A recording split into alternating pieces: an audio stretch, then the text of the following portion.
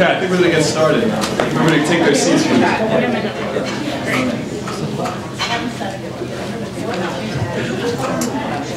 People could get settled now. We're going to get going here. So, welcome. My name is Abraham. I'm a high school senior at Brooklyn Friends School, so I can commiserate with having to be up at 9 o'clock on a Saturday. It was a personal tragedy for me. But thank you for coming to the first ever student-run Assistive Technology Conference.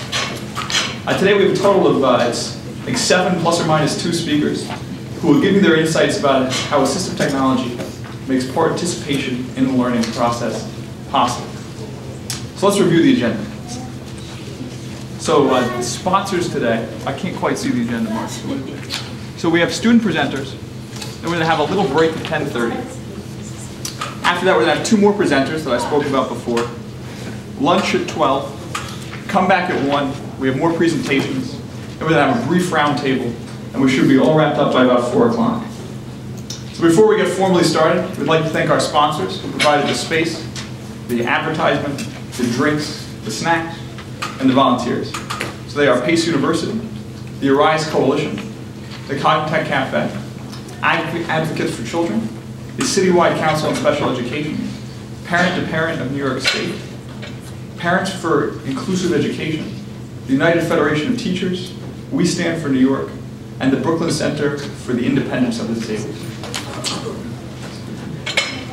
And we also have a big thanks for our student tech assistant, who unfortunately couldn't be here because he's taking Taekwondo. He's a great guy. I think we have a little video of him here.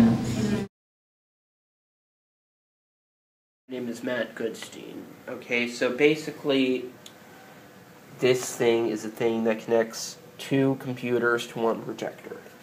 So basically, for it to work, the 2 USB cords on each VGA connector have to be connected to a computer. Okay, now, what you do is you plug a keyboard into one of these ports.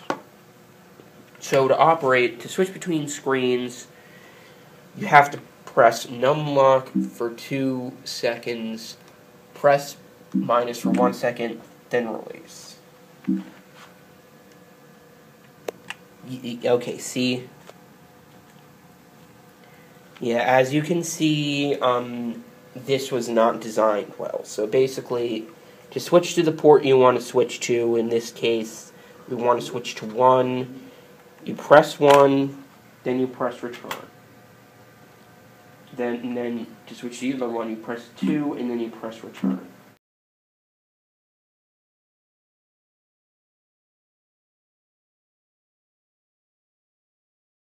We'd also like to thank UCP, who have brought their great information on assistive technology to share during breaks and during the final session. I think they're also there in the back there. So I've been a user of assistive technology all my life. So I'm 17 now, so I guess it's been 17 years. And as I said, I was at the Augmentative Cafe for the last 5 years. And there we met hundreds of students. And I think what we found the most appalling thing was that the number of kids before the age of 10 had just lost their level of learning. And that's really where I think I got the most out of the program. I hopefully was the most helpful, is that I could show that, and all of us really could show, that despite whatever difficulties the kids are finding, are challenged by, there's still a way to love learning, that everybody has a way to access learning. So we have these legal classifications. So like I'm classified as dyslexic and dysgraphic. You guys are likely professionals. Professionals who know what these terms mean. I don't actually think they mean very much. I think they're relatively meaningless. But they are somewhat useful in that they're useful in gaining the technologies that are necessary. And we don't necessarily think that's the way it should be. So I have like ADHD. I think Randy's got a whole bunch of stuff. Justin's got a whole bunch of stuff. All of us have a whole bunch of stuff. Fairly meaningless stuff. It's sucky. It's helpful in some ways because it allows us to get what we need. But we're not defined by them. And nor should they define anybody. So we define disabilities a little bit differently. We don't see it as something the individual has, but it's the way they access the world and how they live to be a learner. So I have an enormous trouble spelling. I can't actually spell assistive technology. So during, I took an online class.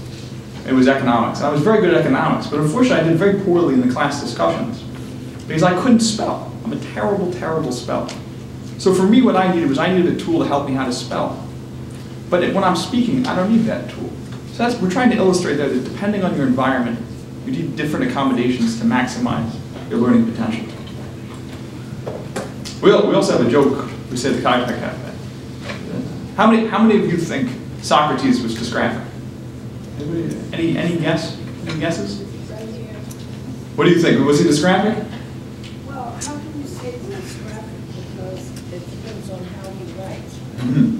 Okay, so back then, I think he had learning challenges. I'll take that. That's good enough for me. Okay, so we agree Socrates had learning challenges. Yeah, we don't give him a lot of flack for having to have a scribing. Plato was Socrates' scribe. That was an accommodation. I think few people are criticizing Socrates for having trouble with expression or with writing. So let's cut us all some slack. It's not about the penmanship. It's about the content of the thought. So when we're talking about assistive technology, we're talking about a huge field here. It's talking about control systems, wheelchairs, hearing devices, prosthetics, amplification devices, communication devices. But today we're just going to talk about two essential elements of this.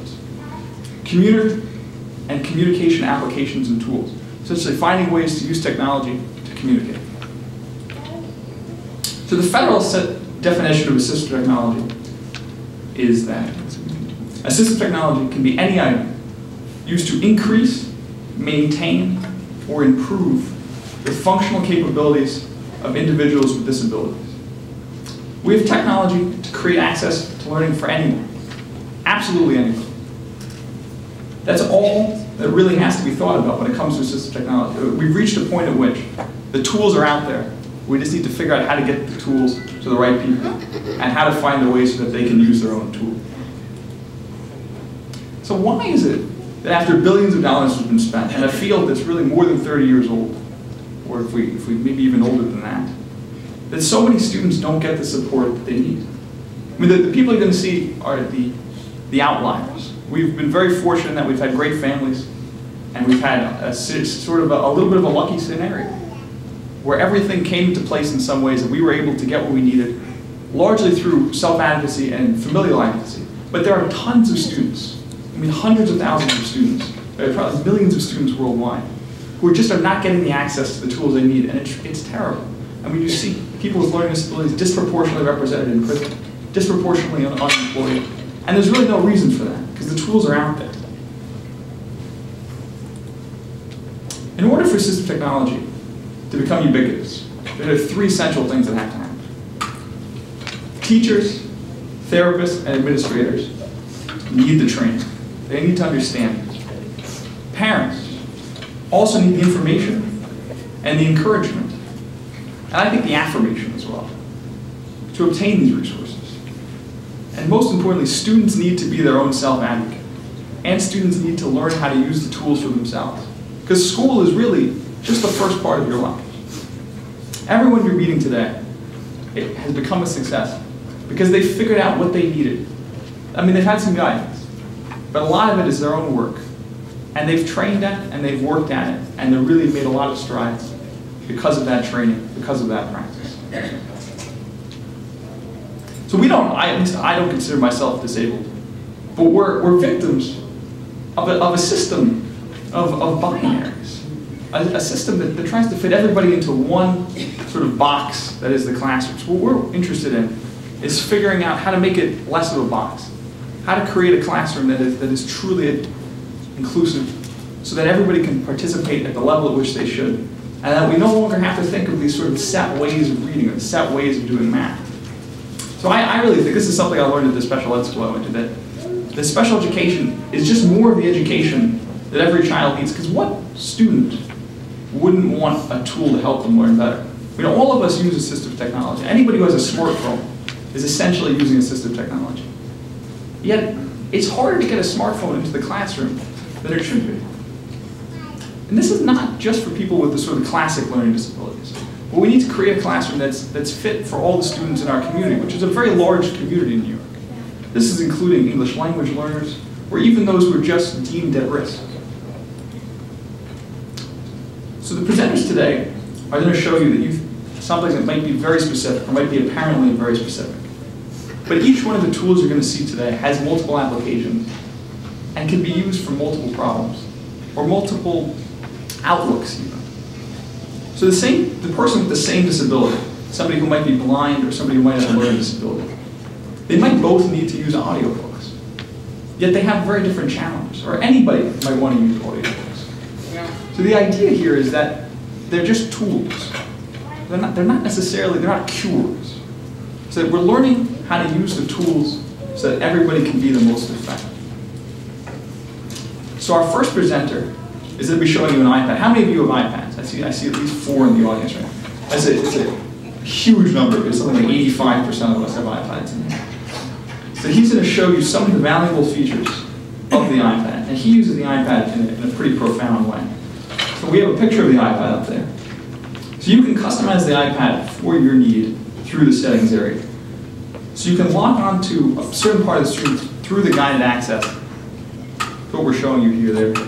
And you can sort of block off part of the screen to use it in a dedicated way. So I'm introducing you to Tom Ellison here. So Tom is an 8th grader at the Lamb School, and he's very, very effective at using augmentative communication on his iPad.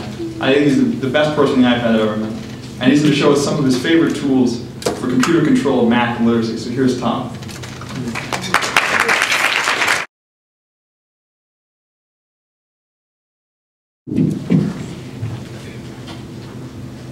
Hello, my name is Tom Ellison. I'm an 8th grader at Lamb Middle School. I'm going to demonstrate why my iPad is so valuable for my education. I have some videos to show that explain just a few of its uses. I have cerebral palsy and I cannot speak. Otherwise, I'm a very typical New York kid. Yankees, pretty girls, Broadway shows, and breakup and pizza.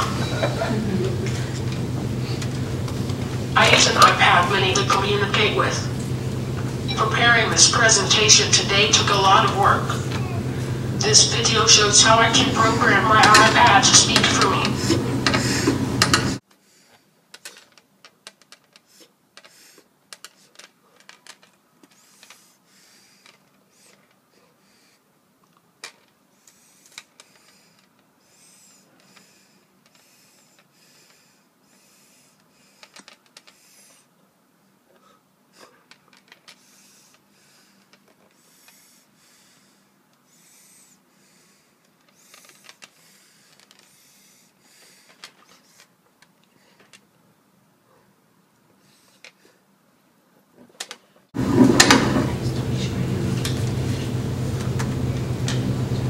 I use many iPad programs to do my schoolwork.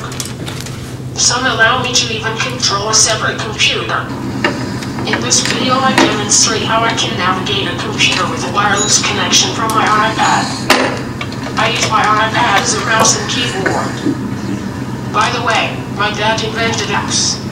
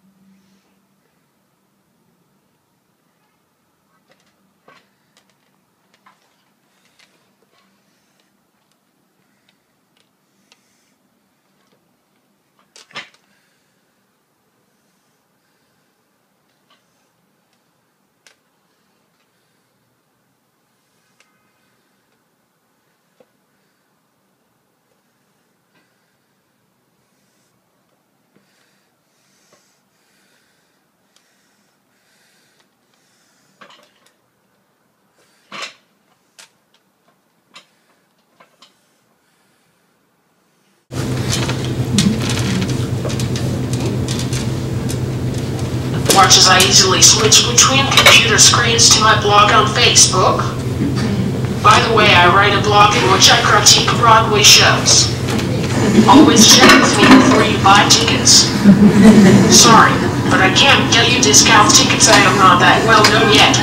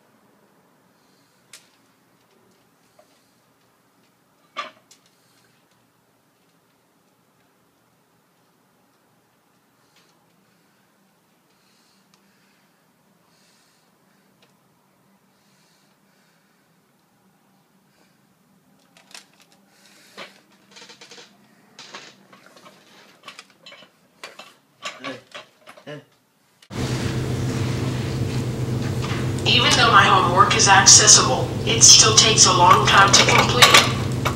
So I need to take a break and listen to some tunes every now and then. Sorry I don't have time to play the whole thing.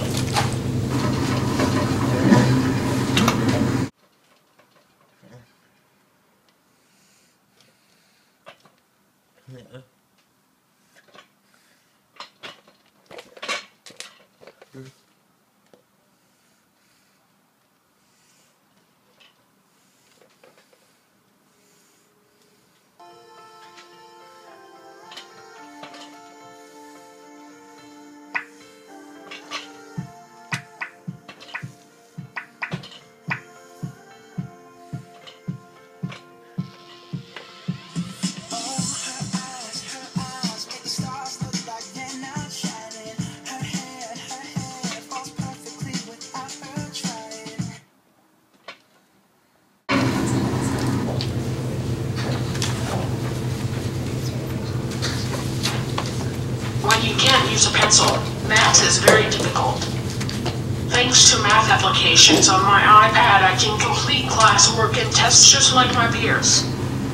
These videos demonstrate how I can complete equations and store them in organized folders.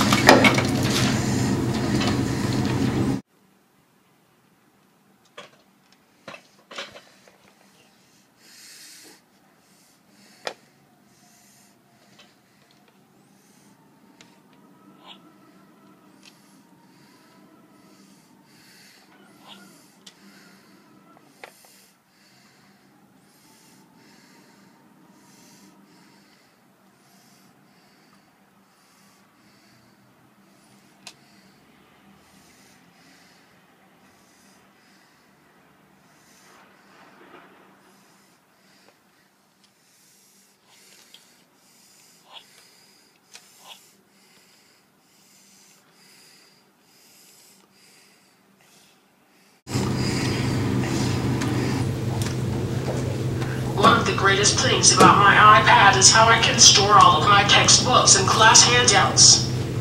I can navigate any book easily. When my typed words are challenging, I can have the book read to me for deeper comprehension.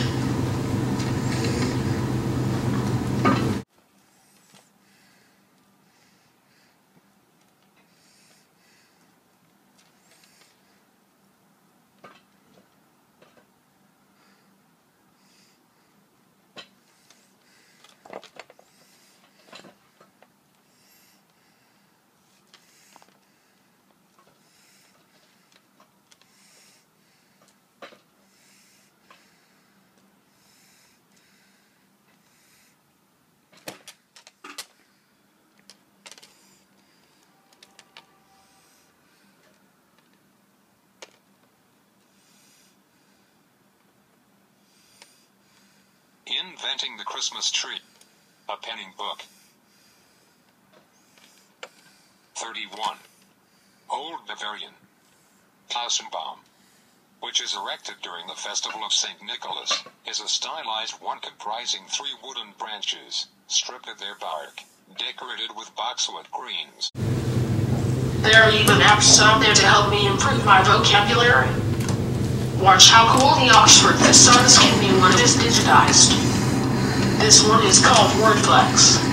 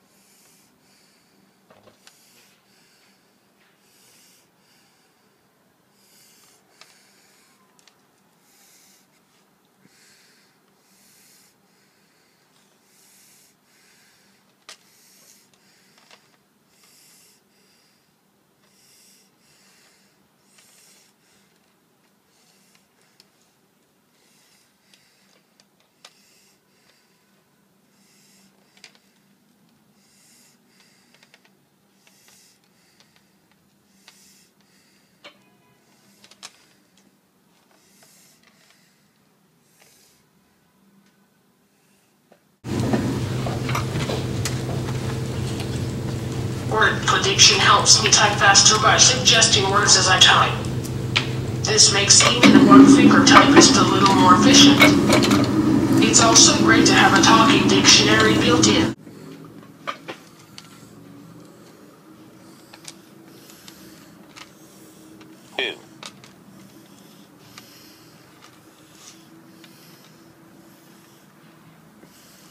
Welcome to back to the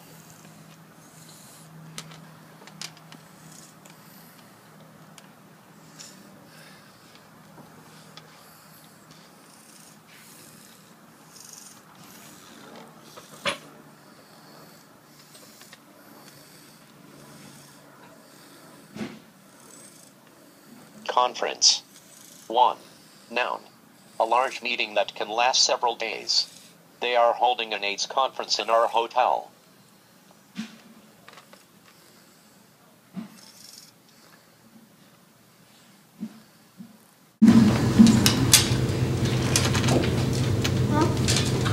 Finally, I just want to demonstrate that the iPad also gives me an accessible environment in which to play.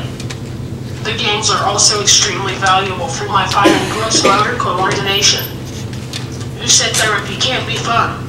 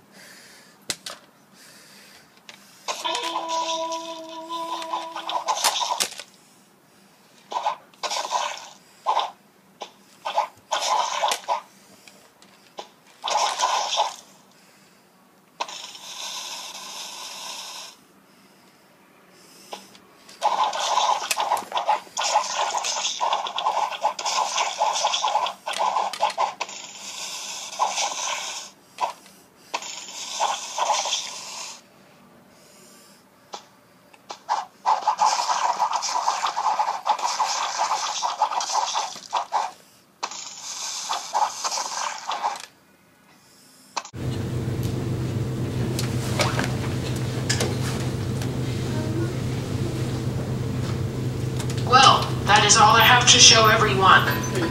I hope you learned something, how the iPad can help all kinds of learners, not just me.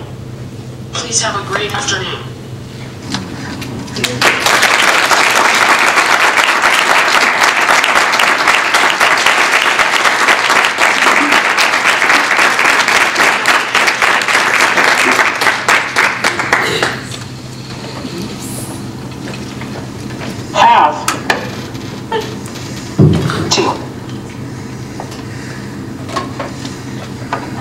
We were wondering about, does anybody have any questions for Mark? We can take a few here. Or not for Mark, excuse me, for Tom.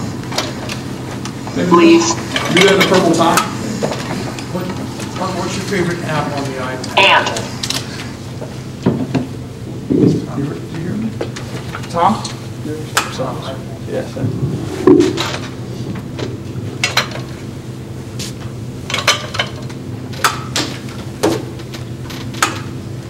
There are even apps out there to help me improve my vocabulary. Watch how cool the Oxford Thesaurus can be when it is digitized.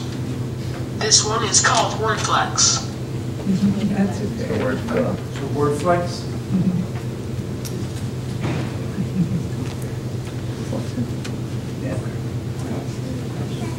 And the purple vest? Yes.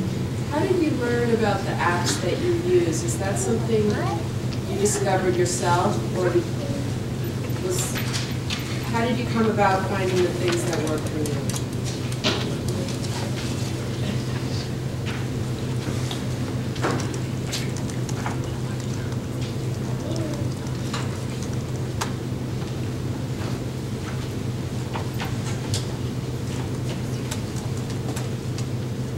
Mr.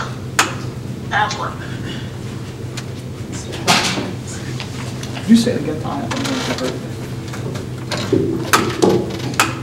Mr. Adler. Student, tell them who Mr. Adler is.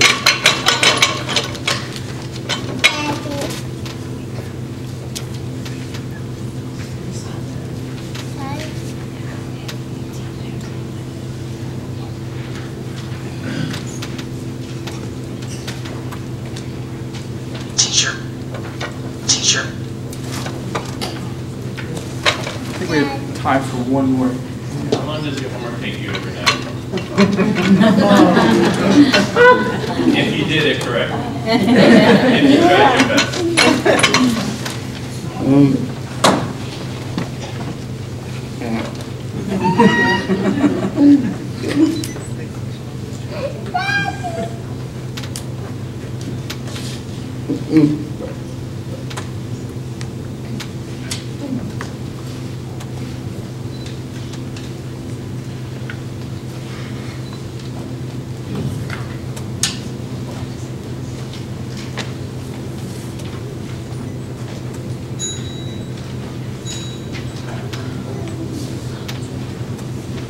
Hour.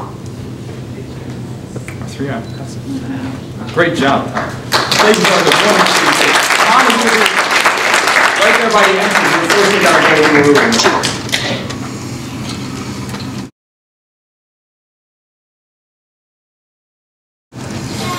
Our next topic is going to be note-taking and organization. And that's going to be by my good friend Randy, who I've heard about for a long time and have known now for a while. Randy, you want to come up here?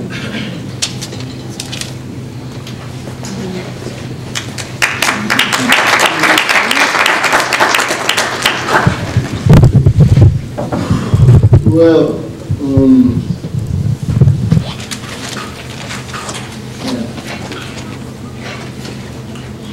first of all, good morning to all of you.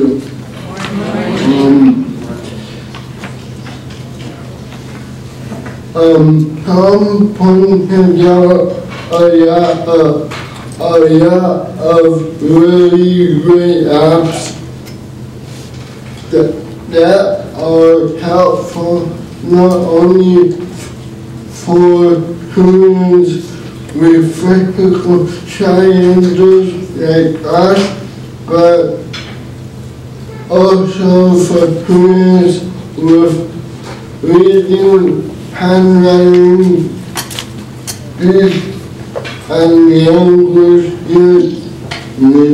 needs. The purpose of all of the things we show today have multiple purposes. Please remember, no assistive technology is assigned to a particular disability. Each assistive technology address for a specific challenge presented by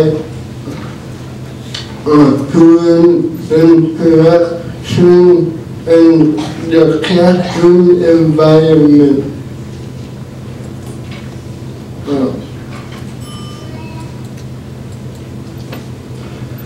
I'm about to demonstrate a few tools that I use for note-taking and organizing my college work. Although I can type with one hand, there's no way, even with word software, that I can type down all the important notes said in a college lecture. My college provided me with 5, which is wonderful. The problem is when someone's taking notes, sometimes two things can happen. You either help paying attention or they start taking poor notes. To prevent this from happening, I've got a large pen which I'm holding in my hand right now. So what makes the Pulse Smart Pen smart? For one thing, it's what's inside. It has an infrared camera at the tip which tracks everything you write or draw, and a built-in microphone that records crisp, clear sound. Inside is a computer that remembers everything you write, draw, and hear. You can play back what was recorded through the Pulse's built-in speaker or headphones. First, tap the record button on your notebook, and the Pulse Smart Pen begins recording everything you write and hear. Write or draw what you need. Then tap the stop button to finish recording. Later, you can replay the audio linked to your notes by tapping on them, so you never miss a word. First, tap the record button. Never miss a word. Pretty smart, huh?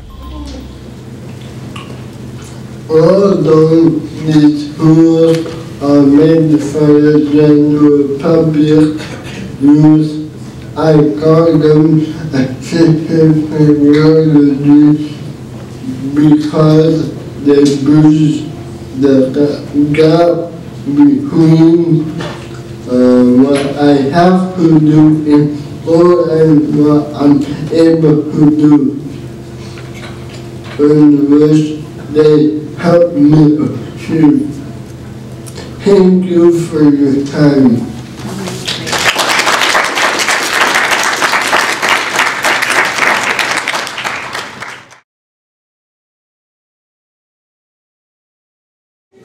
So it'll be Randy again, talking about a very different facet of assistive technology. He's going to be talking about augmentative and alternative communication.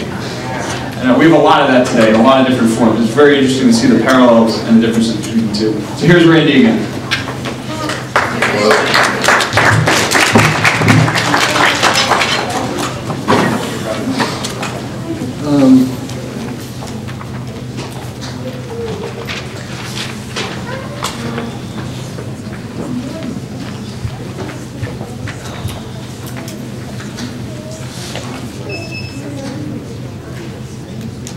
That is just some sign language I used to use before augmentative communication.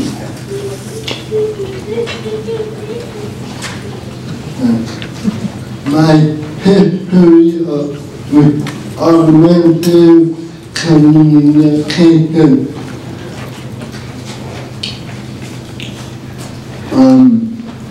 People who know me realize that I'm more of an effective speaker than I know who can.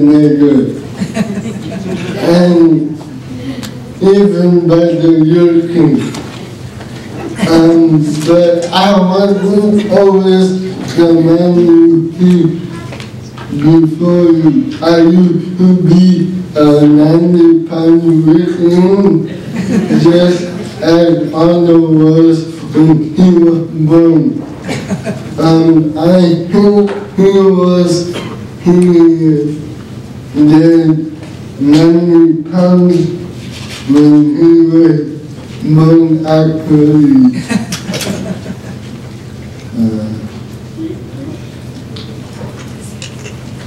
Speaking of being born, I didn't have a good time. I was born premature with cerebral palsy and needed an operation to drain the fluid from my brain.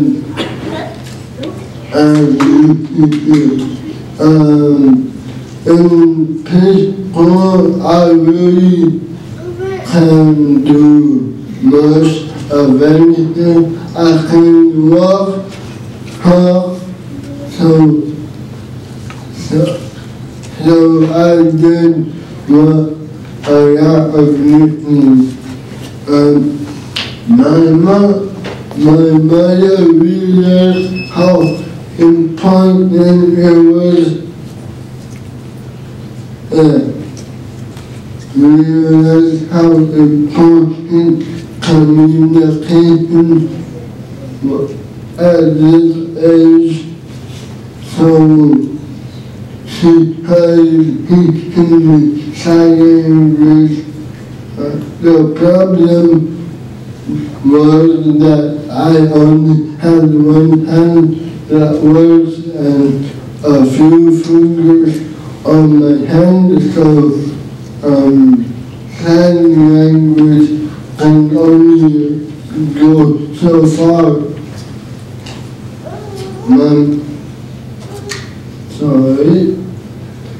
My mother listened to the advocates and found someone who got me an augmentative communication device.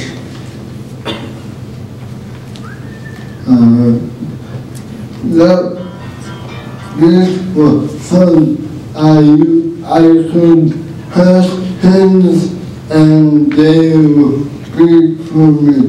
The problem was that nobody knew how to set it up and use it effectively, so my mother and I had to learn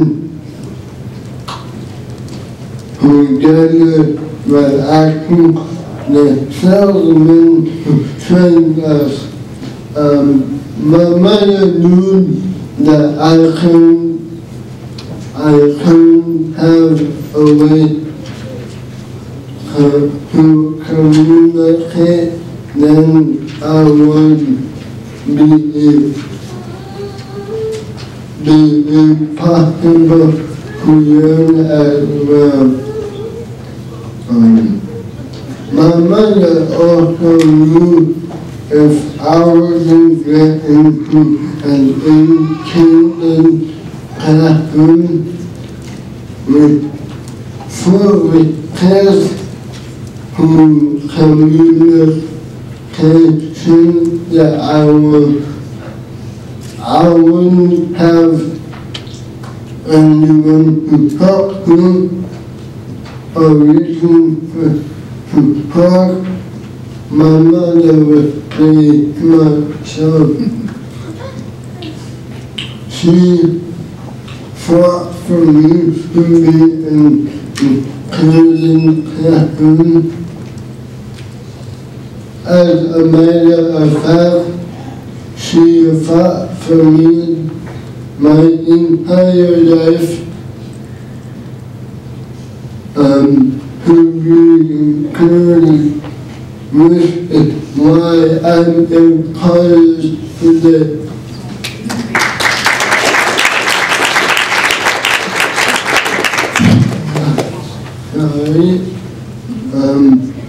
People didn't know how to set up my communication device to be effective, so my ability to participate was severely limited by the way of work that were organized on my machine.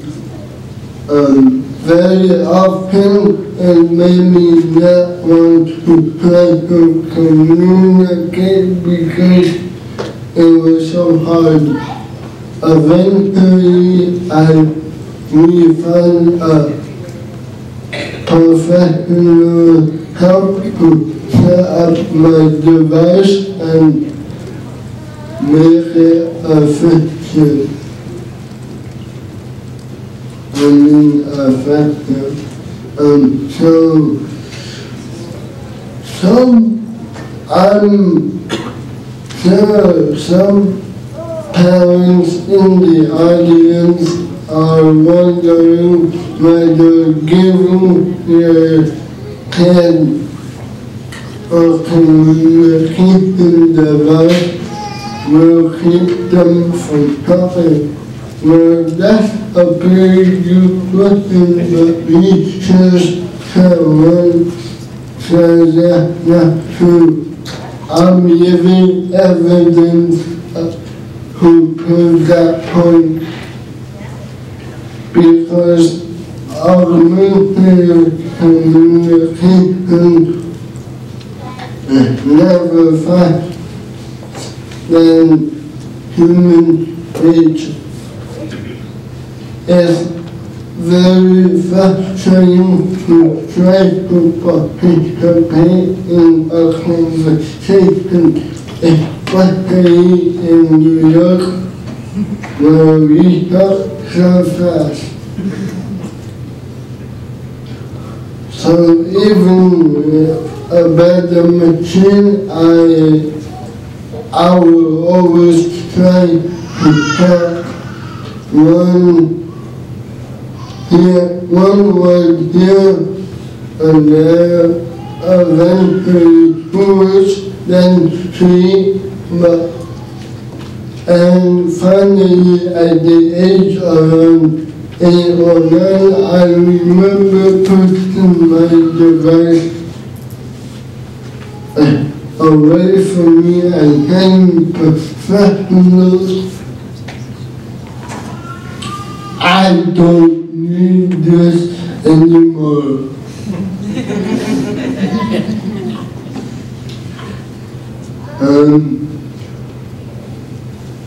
That was shocked them. I finally developed the curve and skill to make my own verbal sentences. Now, they say it's pretty hard to shut me up.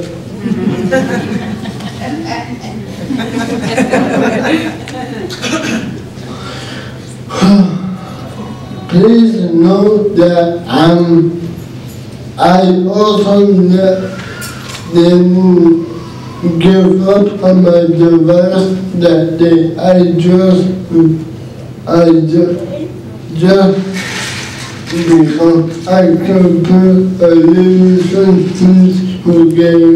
I intend, but I progressed instead from a picture-based device to typing out my own words. For many years, I used to be able to type words when people couldn't understand what I'm saying. There's 2 times today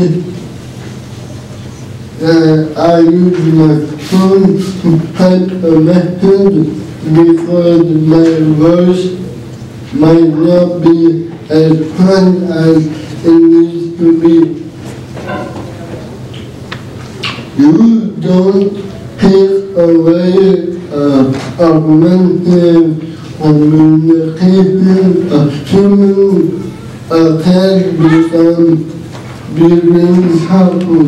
You take it away when they say they're done with it and not until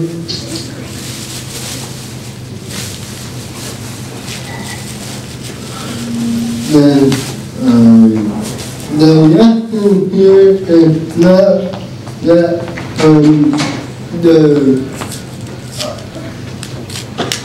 communication device for the voice until I learn how to talk. More important lesson is that as long all along I was able to communicate what matters about what matters in my life as a learner, a friend, and as a son. It doesn't matter if a person has a voice or a machine that speaks for them. The only thing that matters is that they have the opportunity and the means to help themselves. Now, I would like to introduce a little girl that reminds me so much of myself as a little kid, especially the her mom fights every day with my mom did, and has proven that her daughter has a lot to say. So here's Amaya and her mother, Diane.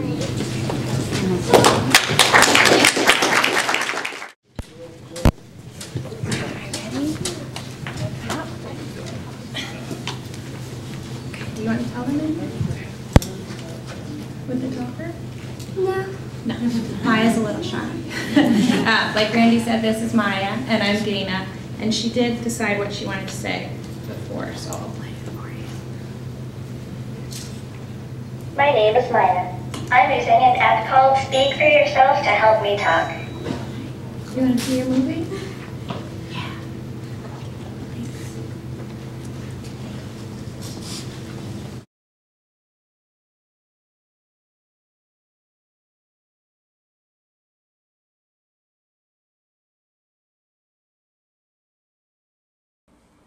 I have some fruit. Yeah? What should we do with the fruit? Oh, open? Can you say it? Say open. Good girl.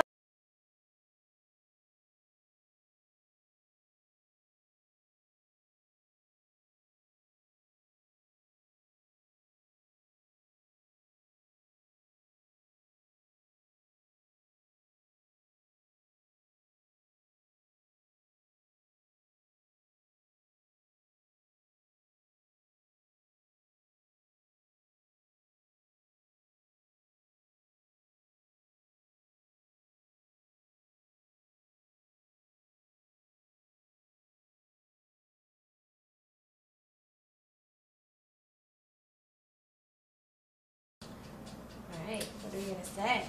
We're going to have some breakfast. Food. Where is Breakfast. the waffle?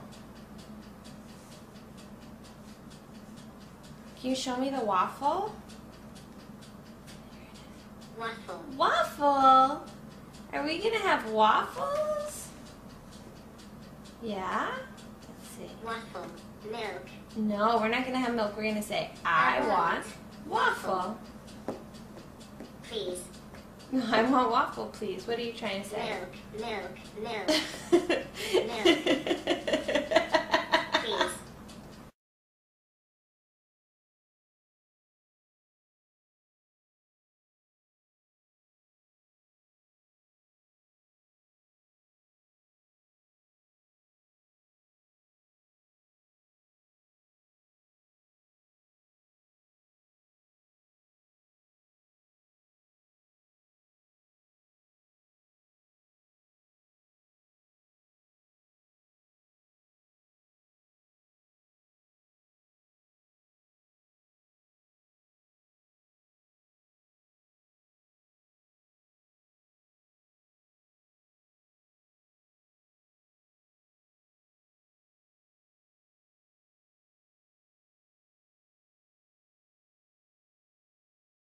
Hey, can you show me? Show me where the ball is. You say ball? Bah. How about show me where Maya doll is? Where, oh, where is Maya doll? There she is. Are we going to go to the playground? Yeah, where's the playground? That's right, that's the playground card.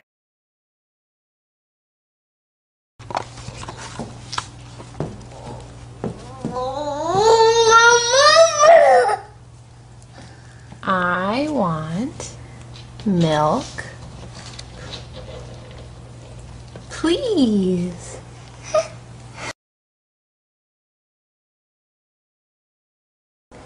Who do you want to see at the zoo? That okay, show me in your book. Who do you want to see at the zoo? Let me move you over so this can lean here. Okay. Who do you want to see at the zoo?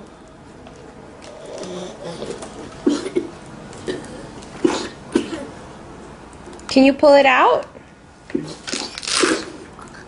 Or was it a big cough? Okay, let's put him on the front. Who do you want to see at the zoo? Alligator? Where do you want to put him on the front? Right next to the zoo. And that says that you want the alligator.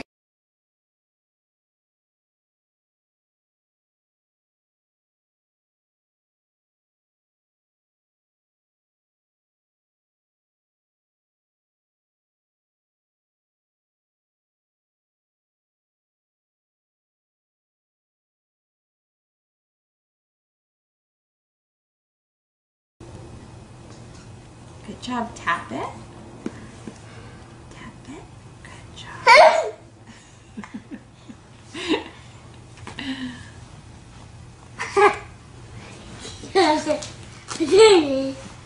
No. What animal did we go get yesterday? Do you remember when we drove to Aunt Misa's and we got an animal? What new animal did you get? A bunny. Do you see the bunny? Right, the bunny's over there. That's right. I do see the bunny. Okay, can you come touch the word for bunny? Mommy's gonna touch the word for bunny. Do you see it right there? Can you help me? Help me with your pointy finger. Hey, you're holding on to an alligator. You're so sneaky. Let's touch it. You need the pointy finger. And say bunny. Bunny. Bunny! Bunny. Where do you want to go? Do you want to go back to the animals? Good trying. You did it. Well, I think that right now we're gonna do eat waffle. Waffle. What do you think?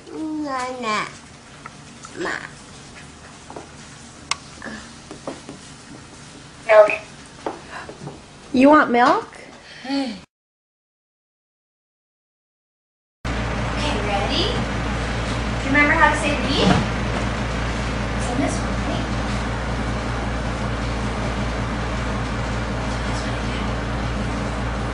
Read.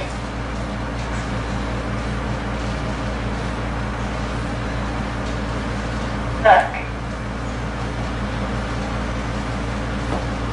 Please. Read the book, please.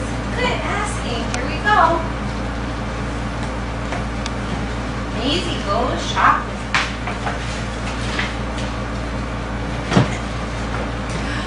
Maisie is visiting Charlie today. Hello, Charlie. Hello, Maisie. It's almost time for lunch, but Charlie's fridge is empty. I think that they should go to the where should they go?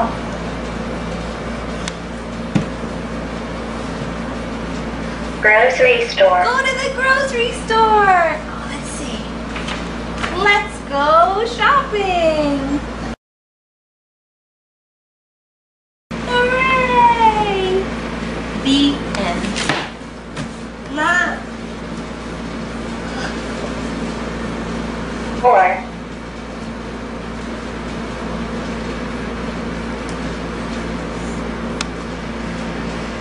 Look. Please. More book, please. Oh my goodness. Okay, we can read it again.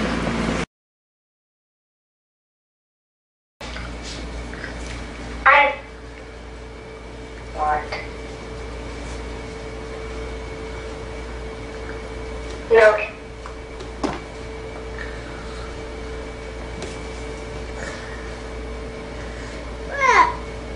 Please. Good asking, Maya. Good asking.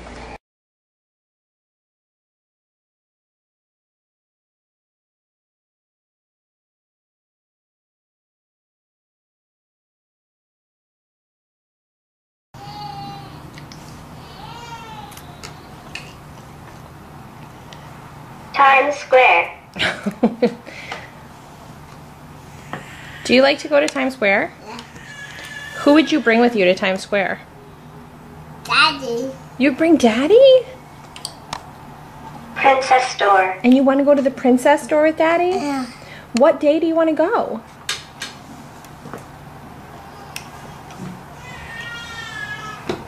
Tuesday. On Tuesday? Yeah. What time?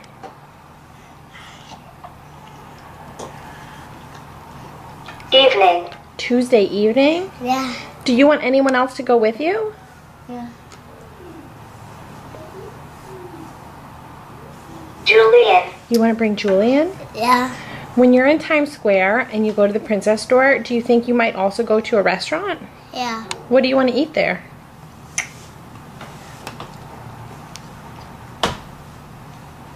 Turkey. Turkey?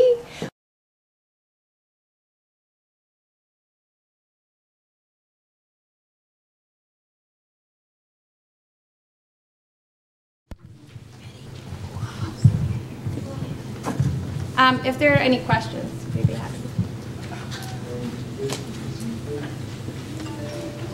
Yes. What is that device? That is an iPad. Oh, that was an iPad? Mm-hmm. I've seen something similar. Yep. It's an iPad inside a case that has speakers and with a plastic key guard on the front. Yeah. What's the software? The app is called Speak for Yourself. Speak for Yourself. Yes. I noticed that it blocks some fields out. Do you have control over what fields get blocked out? Yeah, I should start over here. Yeah, in the beginning it was mostly black with just a few lit up. And you can turn all of those on and off with just one touch. They all stay in fixed locations so that the motor planning is the same. Is that it? Okay. Yes? I'd like the address for your YouTube. There's a blog called Uncommon Sense. If you Google Uncommon Sense blog, it would come up. And if you just are on YouTube, my YouTube account I think is DMG Nieder, N-I-E-D. We have it up there on the screen. Okay. Oh, thank you. That's very helpful. Is that it? Okay. Thank you very much. Thank you.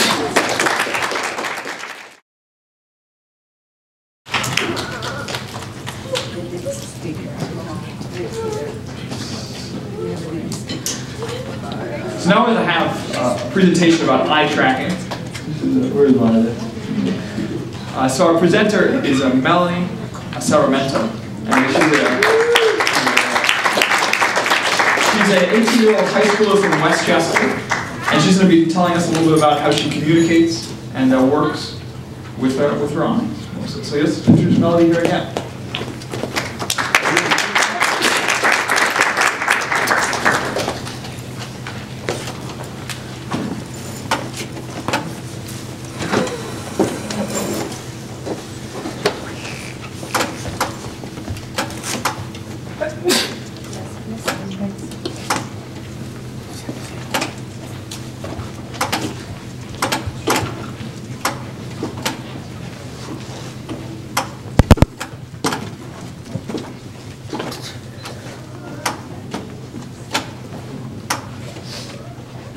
Hi, my name is Melanie Jamileth Sarmiento. I am 19 years old.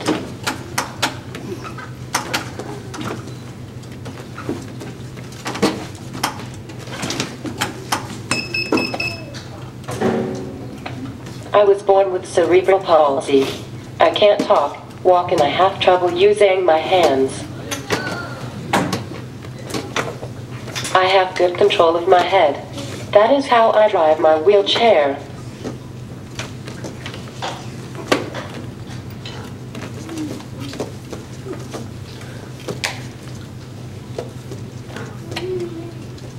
I use a Mytobi. It is better for me because I can use it with my eyes. I just have to look at what I want to say. When I had my old computer, I had a little bit of trouble. I was using a Dynavox with a touch screen to communicate. I didn't like it because I had to have a pointer attached to my head to use it. Although I have good control of my head to drive my chair, I couldn't keep my head still enough to point to buttons on the screen. The hat kept falling down. It looked ridiculous and messed up my hair.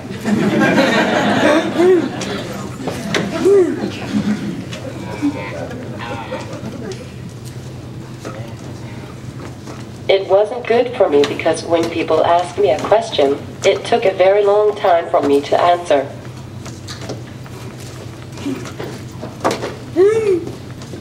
I am much faster now with Mytobi.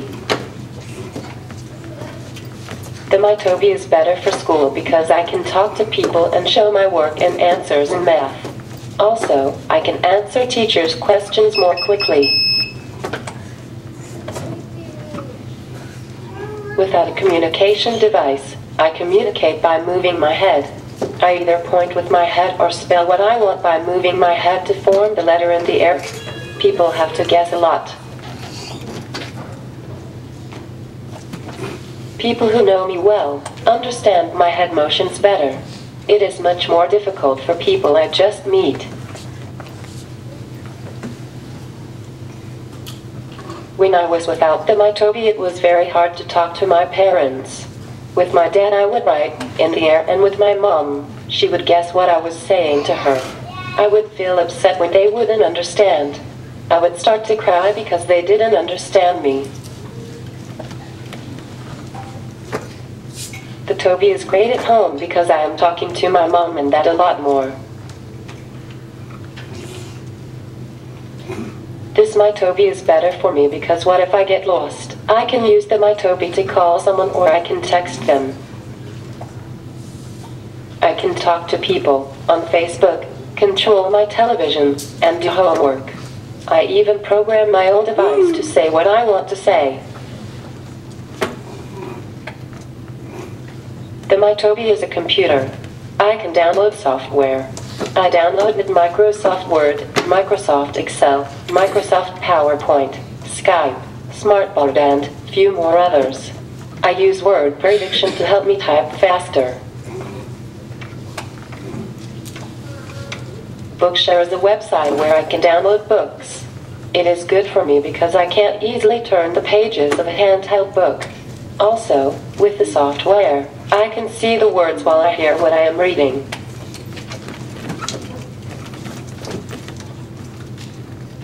Bookshare has free electronic books that you can read by yourself or have the computer read to you.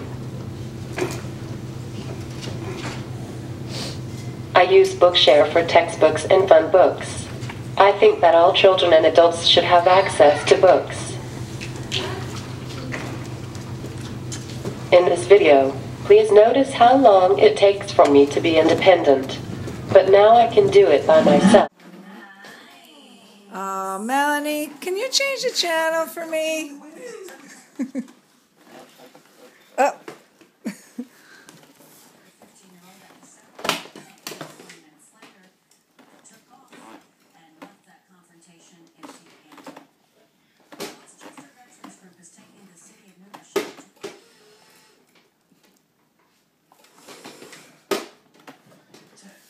Nice, thank you.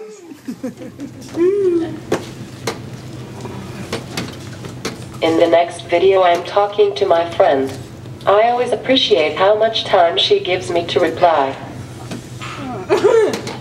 I got my dress. Really? You have pictures? Is it the one that you showed me before? Or a different one? No. Okay. What color?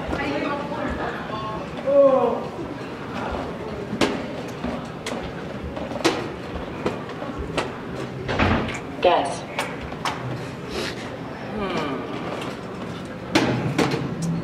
The only colors I see you wear all the time, you'll have a pink bow, pink shirt, and black and pink sneakers. Pink? Yes. Ow, go me. Even though most people shouldn't text and drive, I type and drive all day long and I haven't run over anybody yet.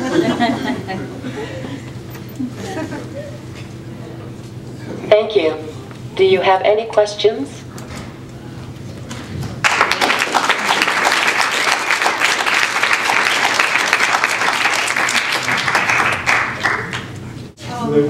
Okay, this works. She has something on her head. So it's basically the brain just reflecting on what she wants to say. I mean, the eye. No. The eye. You just look at a word and it tells, it pronounces it? Yes.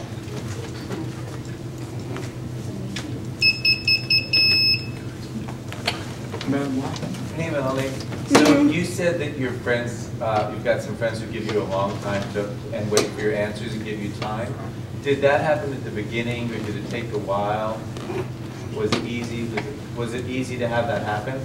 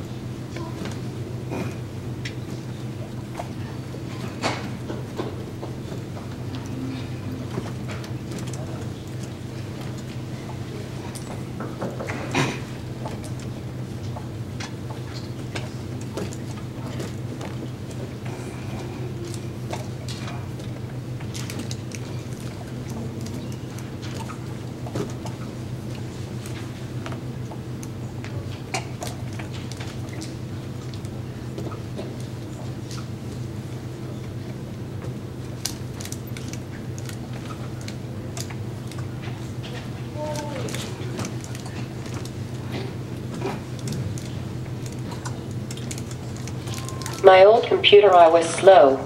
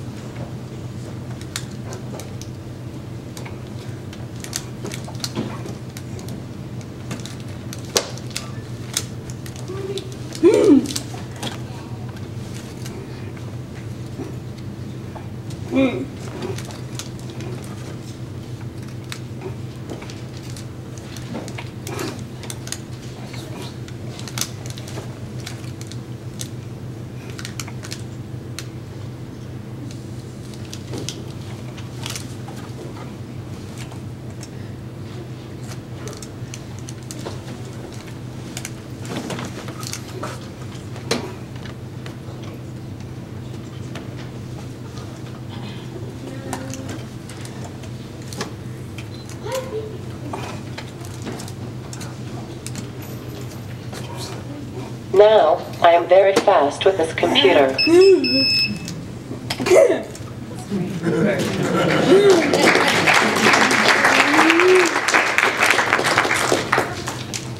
Are there any questions? We'll also have the panel in just a few minutes here. If not, okay, so you got, we really appreciate if you could sign in. Oh, one more there. Okay. What's your favorite subject in school?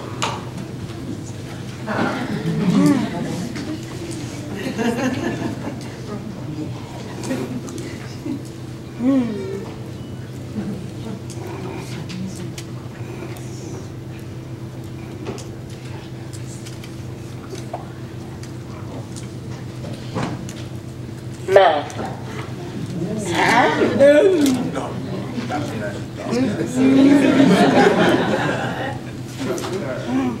Okay, so we'll give another round of applause for Melanie while we're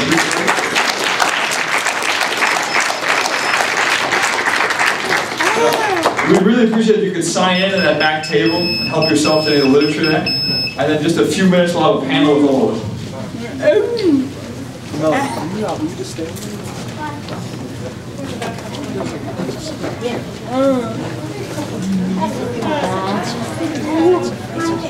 Are you my little brother?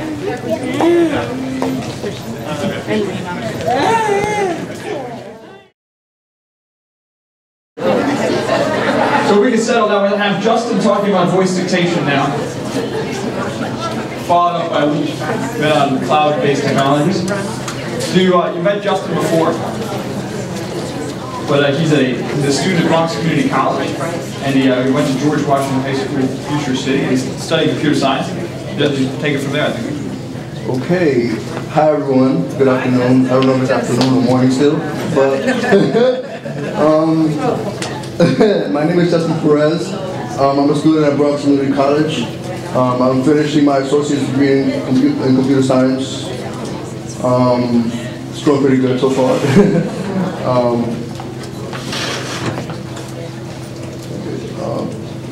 By spring semester, next spring, I'll be entering City College.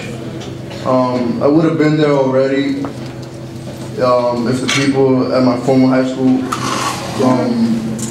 George Washington High School, would fill out my accommodation letter appropriately for my SATs. Unfortunately, they failed to send my application for my SATs twice in a row.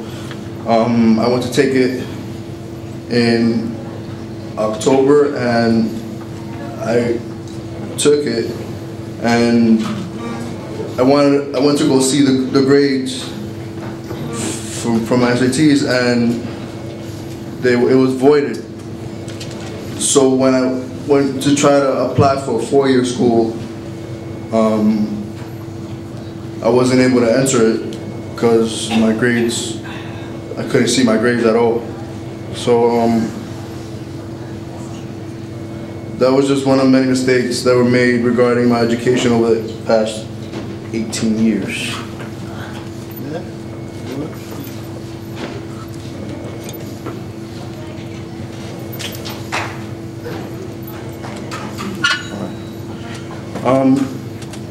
My story is like so many other people in this room. I live with my grandmother. She's a very wonderful advocate who fought for me to be in an inclusion classroom throughout my career. You would think being verbal, but not having use of my hands, that it would be too hard to teach me. Unfortunately, from 1st to 4th grade, people thought that including me meant only that, including me in the classroom. Although I had technologies that could make me learn,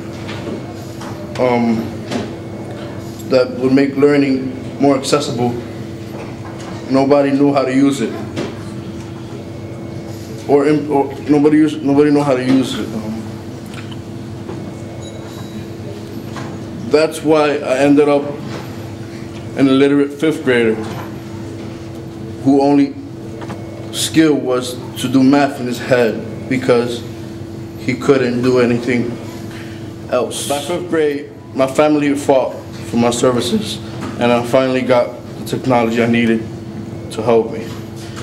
I began typing with one finger through keyboard. It was not easy nor productive at the pace.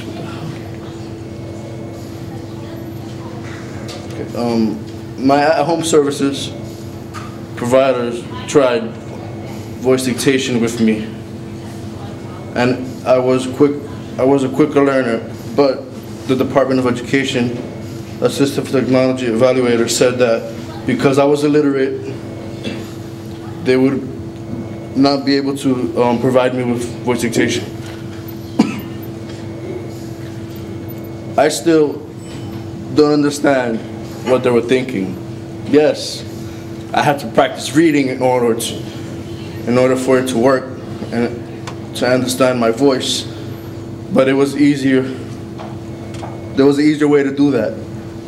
Someone whispered in my ear what to say until the computer understood what I was trying to accomplish. But it still took a year and a half of the court battle and 5 separate evaluations to prove that I can use that tool. I already mastered it by 5th grade.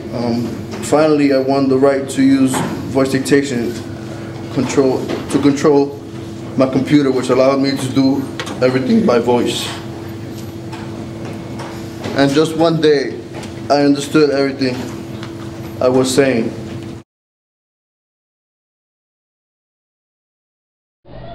Ken, you helped me with my homework, period. I wanted to learn how to read, but this video showing me holding a book was not easy. Ready?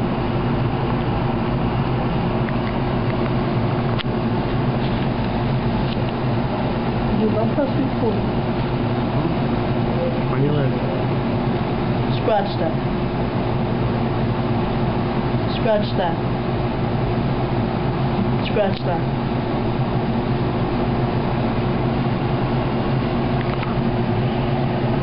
Scratch that. Backspace.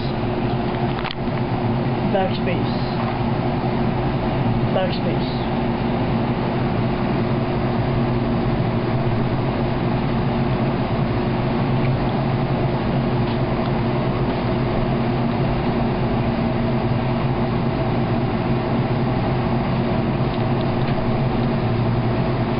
Period.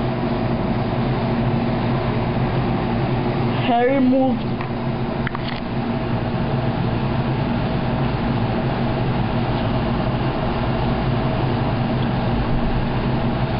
the tip of his. I took the reading program that the DOE told me.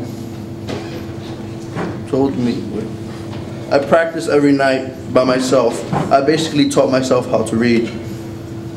I can read, but unfortunately, I don't enjoy it.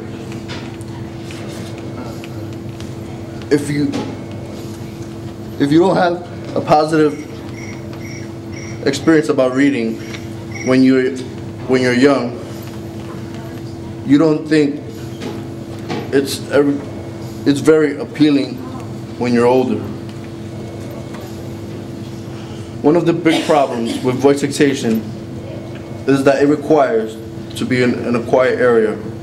So, although it's great for homework, it doesn't work so well in school.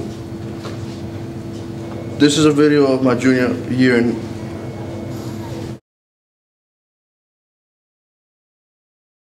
Scratch that. Scratch that. Scratch that.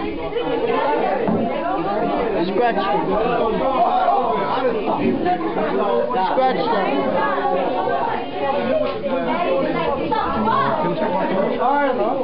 I'll try it. Select sentence. Select sentence. Right in front of the class, too. You do it. All right. Select sentence. Let's go to WordPad. See how it... We agreed that I would use voice dictation at home to do my work, but I would have to figure out a way to do it in class as well.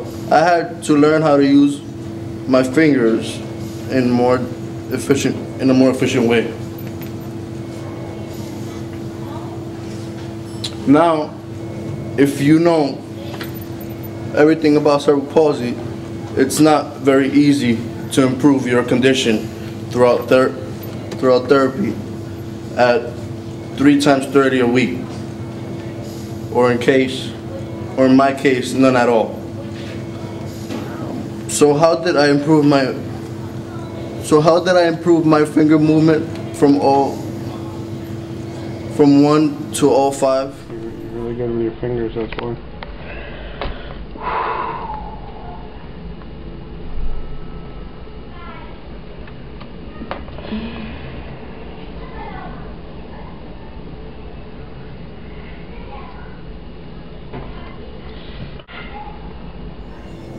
You give a kid a keyboard and games, he can play all night and every day. True, I play every day,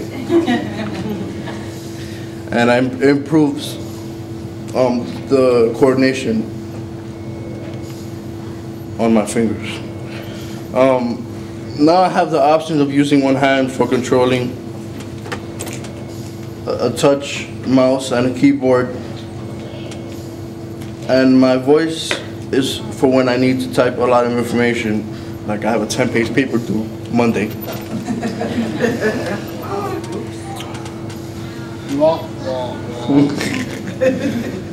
Now that the story is about how I finally learned how to read, I fell in love with mathematics and computer programming.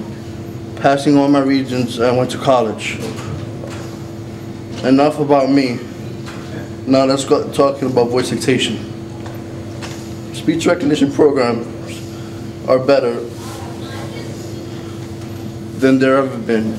I can use mine, and I haven't even trained it. There are computer-based programs that you can buy which have the highest quality of recognition. There are 2 products, Dragon Natural Speakers for Windows and Mac Speech for Macs.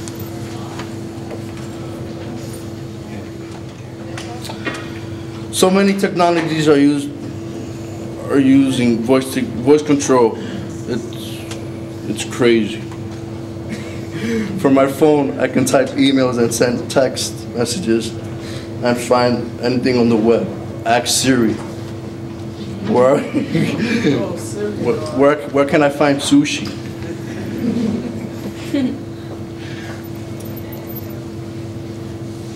If you want to try voice dictation because you have handwriting challenges, physical disability, or you're just plain lazy, you can find out for free on your computer. It's built in Windows Vista 7 and 8 in the control panel.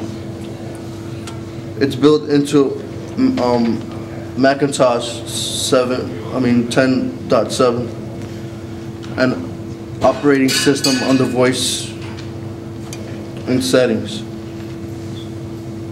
where you can see also control text-to-speech feedback to hear what you speak was actually typing correctly. It's really cool thing that's happening now is that application on the internet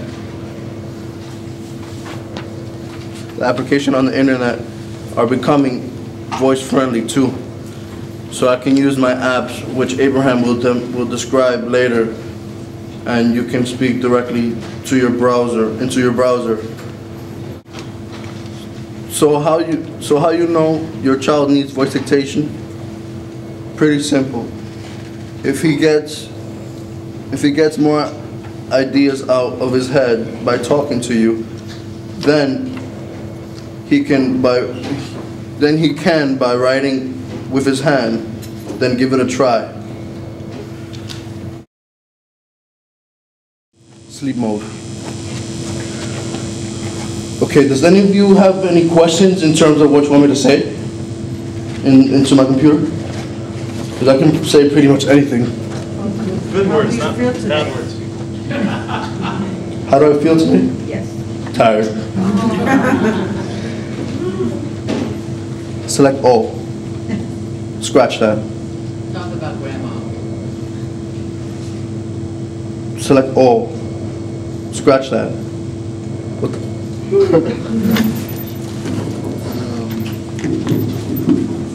Seriously. Technical difficulties.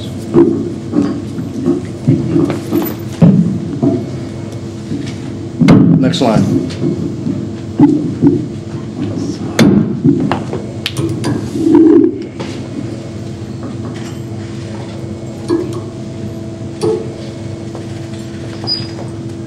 My grandmother, scratch that. My grandmother's name is Maria. I love her a lot. Period. Sleep mode. Anything else? Can you make grammar corrections on that? Like say it's not written correctly. Can you tell it when it's right if it's not written correctly? I can't really hear you. Can you speak a little louder? Okay, some of that is not correct, right? So the way that the computer types it. Is there any way that it can correct it to be written the right way? The grammar part itself. Like my grandmother's name is. I didn't put no comma or anything. That's right. So you have to tell her what. I have to. Yeah, I have to say. That's my question. Comma, exclamation mark, anything. Capital? No, it does it automatically. If his name's capital, if it begins. Yeah, if it begins, if you put a period and you start another sentence, the first letter, the first word of that sentence will become capital. Justin. Yes. Can you recommend this for, like, my son's, for instance? He wants to read. He can't read. Right? He's 15. Can I recommend this for him to show him how to read? Will this help improve or attempt to? In a way it can, but in another way, sleep mode. Sorry. It thought I said wake up, which means sleep mode. So now you know it works. Yeah, I would recommend it, but I don't know if it will help him to read. I'm not really sure about that. If it will help him to read. You have a question? What is the program that you're using? It's not the Apple. Yes, it's Dictate. Match speech, yes. Match speech. And my experience with the Word is that you cannot have it read back to you. Is that correct? You have to use a different computer. You can say read that, but it gets very tiresome. Like, so for your son, every time he'd have to say read that to know if it was typing the same thing. But if you use another program, it will automatically read to you. Clara works with it. I don't know about on a Mac. In a Mac, what I do is I don't type my stuff in Word. I use Google Chrome, Google Docs. No, not. Yeah, there's an app which Abraham was going to teach you later on that it would read anything you type back to you. And will it read as you're dictating? No, because At the end. it would be a little hard. It would be confusing because you sleep mode.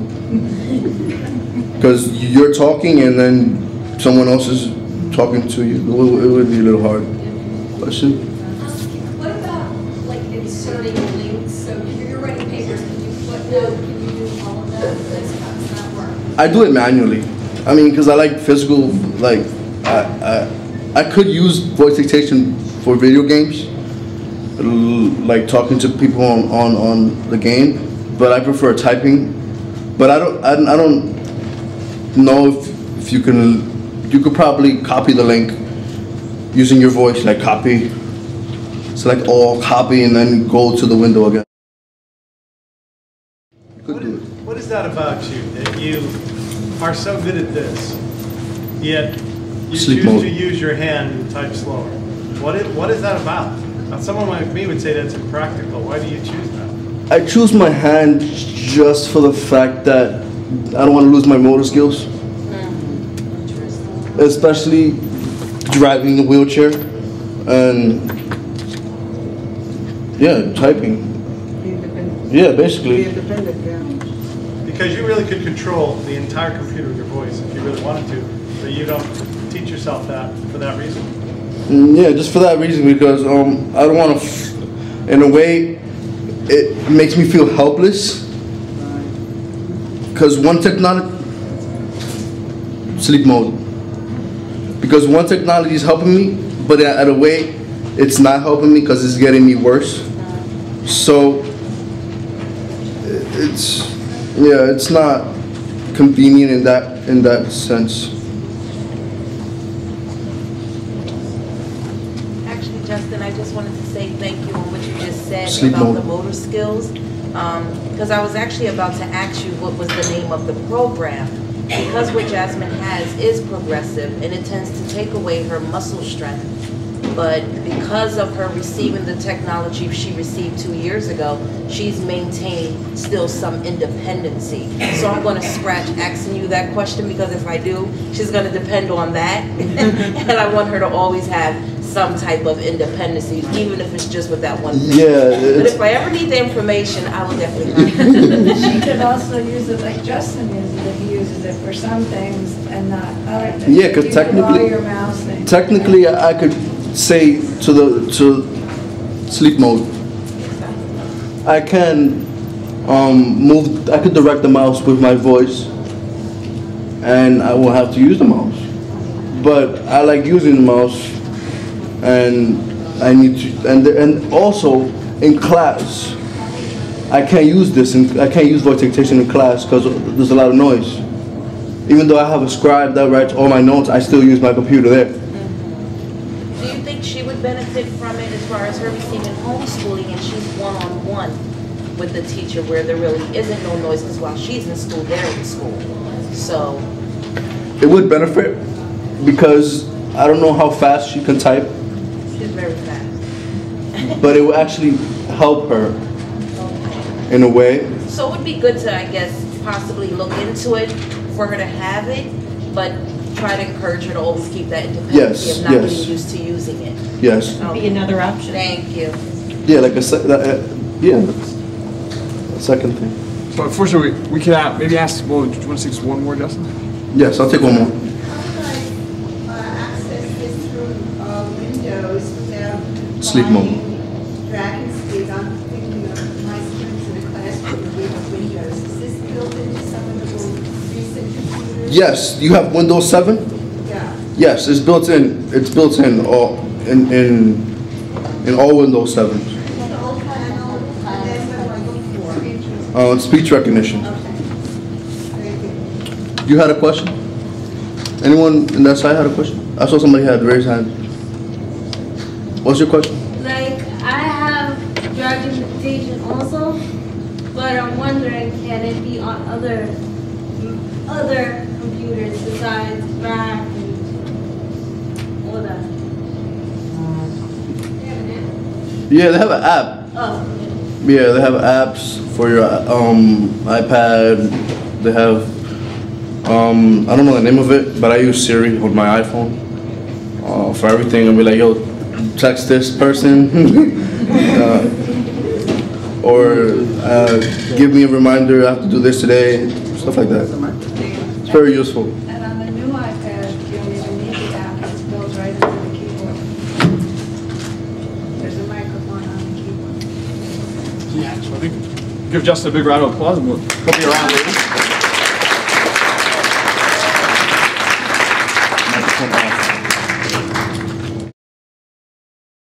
What we have today is a little bit talking about the cloud-based technologies, a lot of these free technologies that might not even be thought of as assistive technologies. And they go everywhere with you, which I find really great, especially on the phone.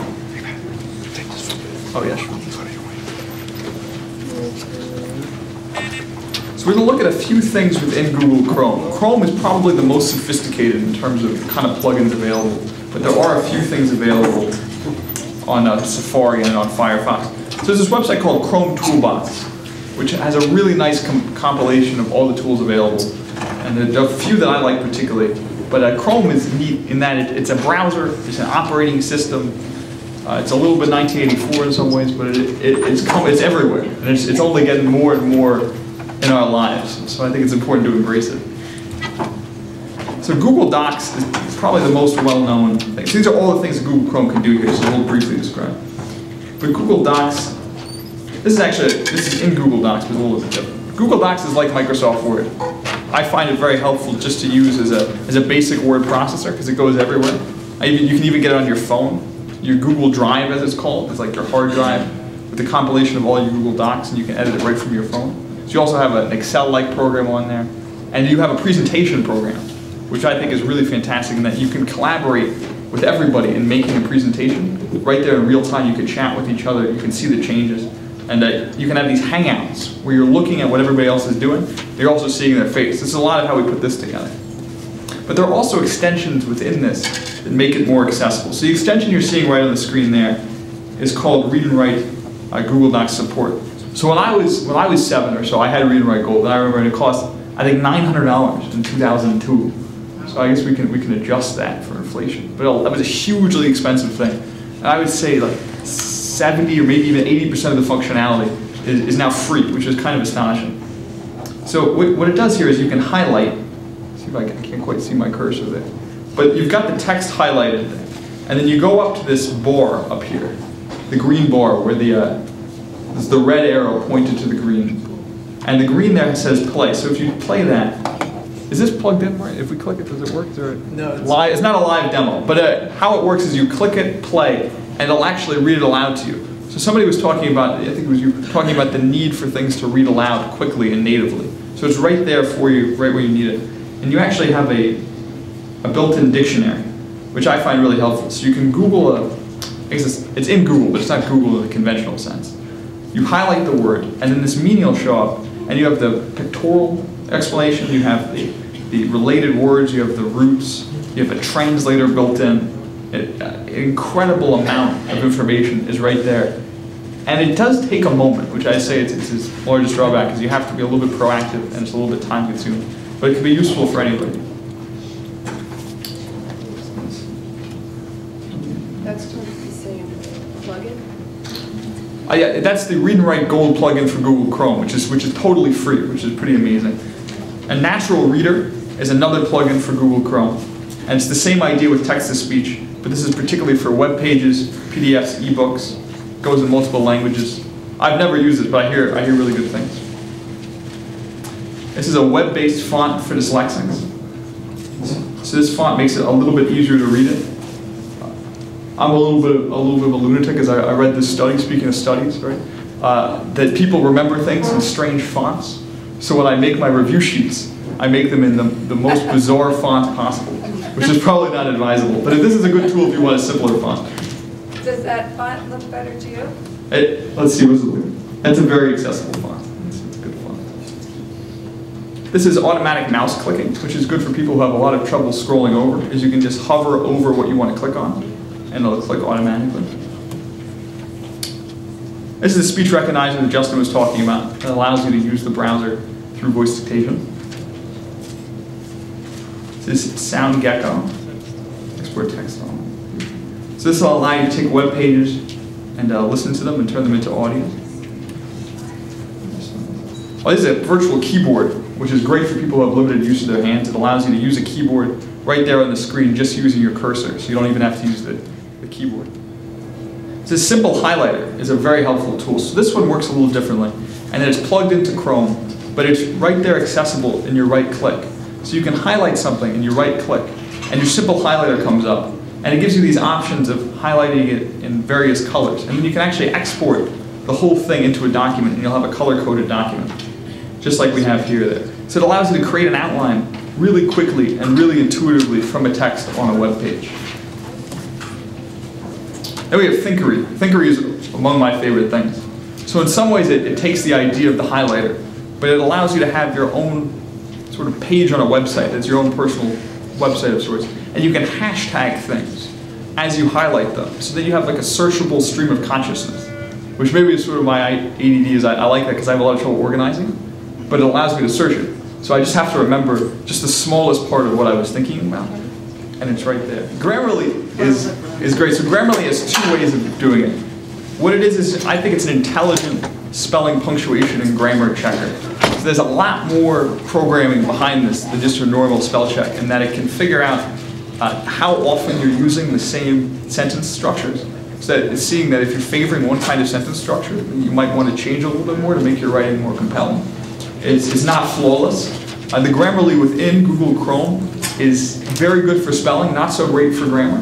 There's a separate Grammarly site which has a free option to it where you actually upload your whole document, and then you can search for mistakes within it depending on the context, whether it's academic or scientific, and then it shows you a lot more options. And it'll even tell you if you've plagiarized. I think you probably know if you've plagiarized, but I find it helpful at least. Good for the teachers in the audience, I like that. Yeah, I guess it is good for the teachers. You're barely, yeah. But I find that what I really like about it is when you make a mistake, it explains to you why the mistake is wrong. So it shows you that same mistake, but then with a correct example. Not necessarily from your sentence, but it allows you to learn why you're making the mistake. So this is essentially here just showing us everything that Google Chrome can do. Was that? It's not? I think, well, both are true. I think it's true. Google Chrome is the culmination of all the tools in some way, because it speaks a little bit about where the future of the field is going, and that it's I think, truly accessible technology, and that everybody can have it anywhere, and the barrier to getting it is very, very small, because computers are so cheap, or are becoming so cheap. The Google Chromebook, I think, is the cheapest computers around. I think it's like $199, and will almost definitely get cheaper. And it's just everywhere. Are there any questions about Google Chrome? I want to introduce Jasmine. Jasmine is on home instruction. She came here today, and it's because of her medical needs that she's not in she's not in a typical high school. But I wanted you to introduce yourself to the group, and if they have questions for you, she represents our home instruction kids who receive digital materials, and she's willing to answer your question. I'll let you introduce yourself, Jasmine. Hi, everybody.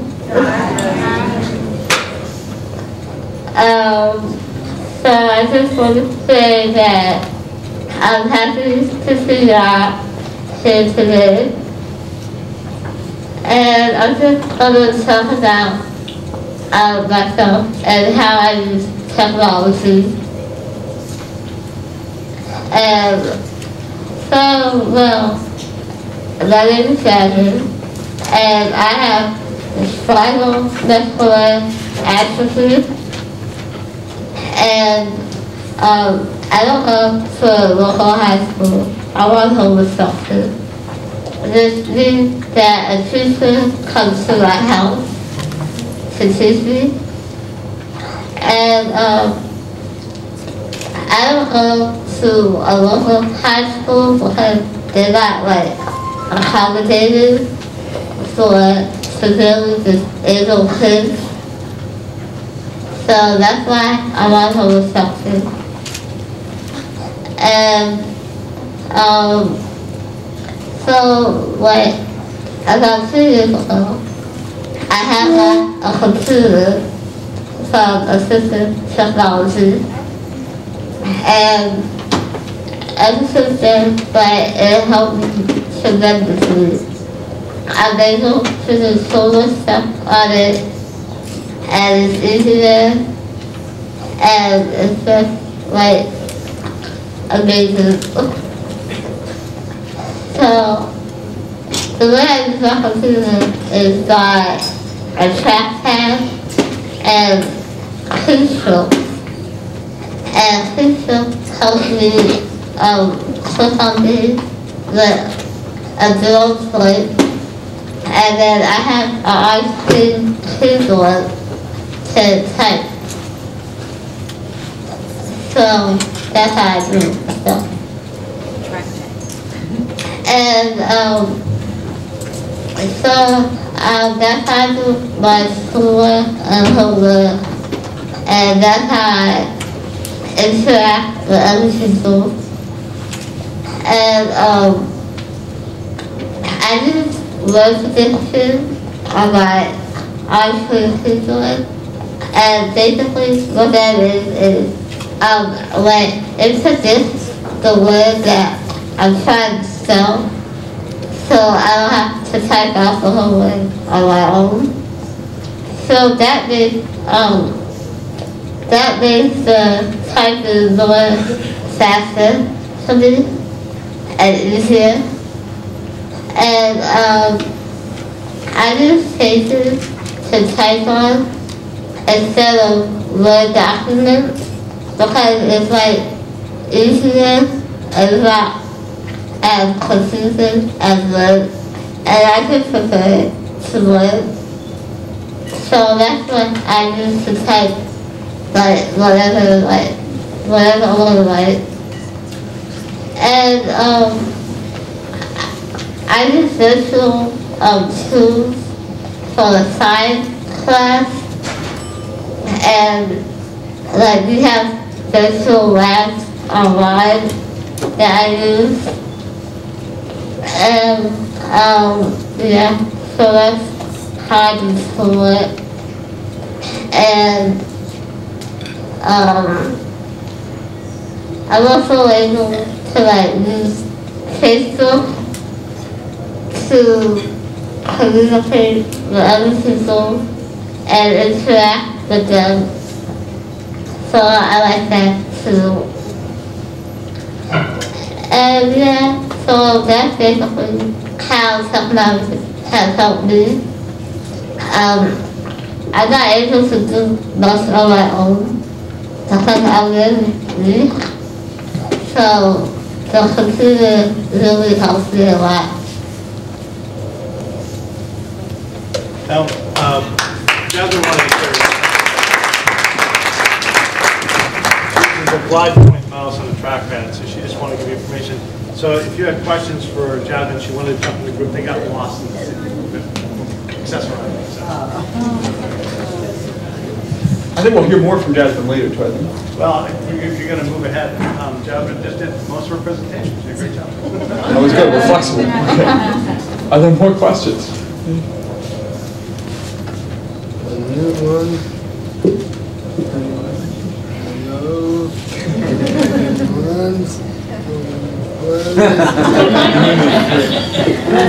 I think I'm about one ready. Jasmine, yes, I know she does this on her own, but does she get assistance? Does a person come over to guide her or? No. She does As you can everything? see, yeah, that's Jasmine's hand. Jasmine with the SMA, over the years it's progressive, so it has taken away a lot of her muscle strength.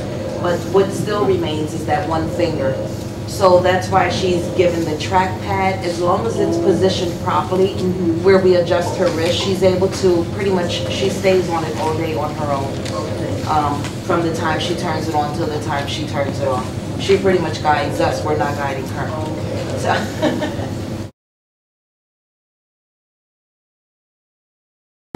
Everybody please follow me to this story about cooking honey cheese. Thank you.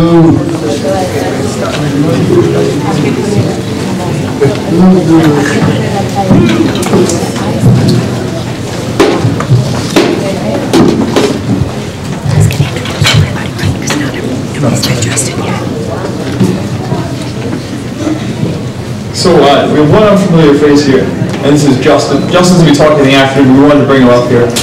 Justin is an expert in voice dictation. I've never seen anybody better at voice dictation than Justin. And he's also, Justin, wait, can you show your hand up? Nobody can beat him in Xbox. PS3, excuse me. He's probably the best player ever. I mean, what do you do, behind your head? No, not anymore. Yeah, I just He's a man of many talents. So we'll have the panel here where everybody who's spoken. Each of us has our own expertise, our own experience, but we're sort of united by our common element here that we have to use tools to succeed. And one thing I think is really important to remember is that what we should be most appreciative of and most complimentary of is the resilience. Not necessarily sort of our output, because our output should be measured not at the output of other disabled kids necessarily, but at the output of somebody at an appropriate level. So a 4-year-old, many 4-year-olds can speak a sentence. But what is amazing is the stick-to-itiveness, the resilience, and just the attrition involved with this kind of learning. I think that's what's most amazing. The other thing is we really appreciate all of your patience and while we're responding. We're sort of it takes a little bit of a long time, but we'll get there. Does anybody have any questions to open it up? If not, I've got some to moderate. You there in the teal or green?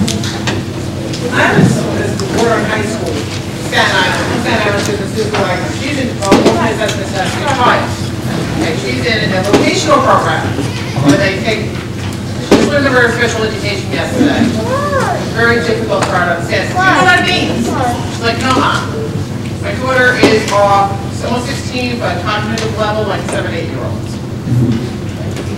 Do you know what I mean? She's like, no, I said, she just takes you a little longer to learn. Now, my question is, I know you guys use your tools. My daughter should have had the tools years ago. She only spoke 10 words at 3 years old. Okay, but they didn't have this technology more so like they have now. Back then, when she was in preschool 13 years ago, 12 years ago. What advice do you give me to give for her? She wants to go to college. This is her big thing. Mom, I want to go to college. What advice can you give me to help her? Like, she wants to do everything everybody else does. So just to repeat it briefly, so her question is, how can she... basically, please, in today's society, with her learning disability, go to college. I mean, that's what she wants to do. What advice can you give to her? That's what I'm here for. I can't go to Staten Island for this. I think 2 of us are Staten Island. You guys are in college, right? All the way to Staten Island. That's a big height. That's a schlep. That's true. So you guys, Justin, you started this year or last year? No, I've been in college for about 3 years already.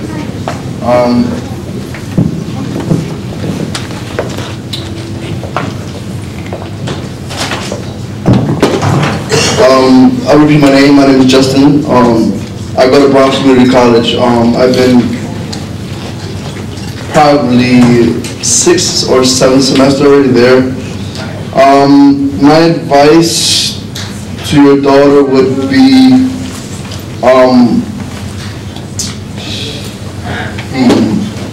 I think just let her try it. Let her just explore it. I don't know what type of technologies she has. Not on anything right now. Because, you know, they deemed her, well, she has a learning disability. Her writing skills are, like I said, she's on a cognitive of a 7, 8-year-old. And how old is she? She's going to be 16 in about less than a month. She could make it.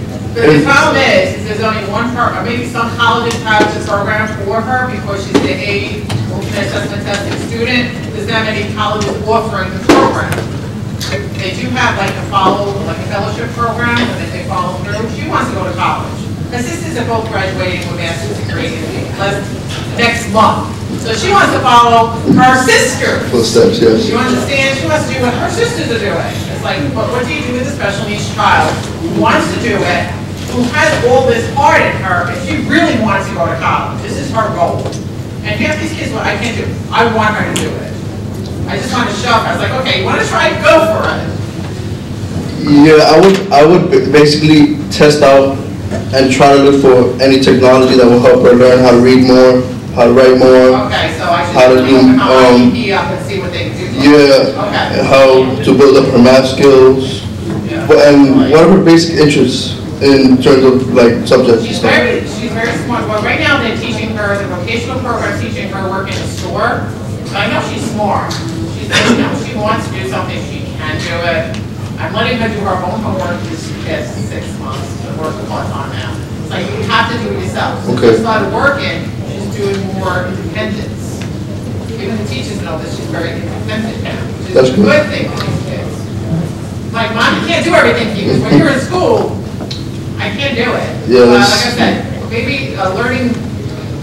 She has an iPod, but I don't think that's going to be all she needs. I think she needs some type of writing tool in order to get software. To get maybe an iPad. Maybe I could get them to get me an iPad for her. Okay. Write software, maybe try to steal it. Yeah. We're also going to, in a little bit in the afternoon, we're going to talk about the cloud-based technologies, the vast majority of which are free. Another thing that you discussed that is crucially important is that she had the motivation to learn, but then also it was necessary for you to step back. That's something I think parents sometimes forget because they really want their child to succeed. Yeah. Is that you have to pull back. I mean, it's a very delicate balance. I mean, because I think sometimes at least you can create a division between the kids, but all of us have really great families, and that's a lot of why we've done it, but they've also let us struggle. It's really important to let the child struggle. So, one of the joyful moments in my life was last year when Tom was meeting with his teachers, and they were talking about how he was doing, and Tom literally just used his iPad, and he said, "You don't understand my technology." Now imagine like a 7th grader standing up to his teachers and saying, you know, and it was great. Now this year, Tom has an amazing teacher who not only, and you heard him say Mr. Adler, you know. So I'm just curious, and I would like each of you to know, you know, if people don't understand how to integrate your technology, you're at this crazy disadvantage. And very often people don't know how, and sometimes people do know how. Is there anything that you all do? What are some of the things that have made it more possible? How have you inspired people to learn how to help, to learn how to listen, to do all those things? Are there any tricks, like, have there been any moments over the years that were special that you could share so we can take them as our tools and weapons and talismans as we go forward?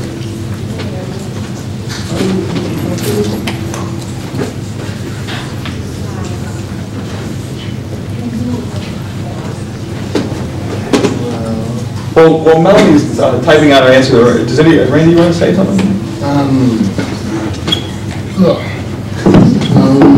Well, I don't really have any moments where I feel anything except one in high school, and I flew to my high school to ask fortunately that I had the brain because I fit teachers and prove I just rebooting it because although she had a degree, she couldn't figure out how to use a computer.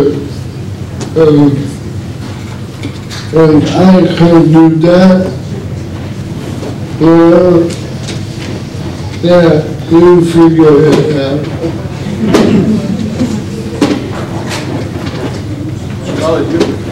Melody's still working on it. Justin? For me, my first semester in college, I had to take a remedial math course because when I went to take the entrance exam, I was out of it. Like, I was so tired, I was sleep deprived. I was hungry and I wasn't really focused enough. So for some reason they made me take a remedial course. I don't know why, but okay. That first semester I had a professor who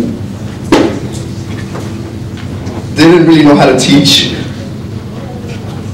the math that we was doing at the time. So I stepped in terms of tutoring the students, and I actually lectured one day in one of my classes when my professor didn't know exactly how to explain the material to the students. So I stepped in and I asked the professor, can I lecture this material? And she was like, sure. So I took that day and I did all the process and stuff the night before, and I went over it with the professor a couple hours before the class started. And my teaching skills is not that good, but if you know the material, you can teach it. And all my classmates were like, damn, now I understand this. So it's just getting the chance to be up there. Yeah, basically. Yeah. No, you good?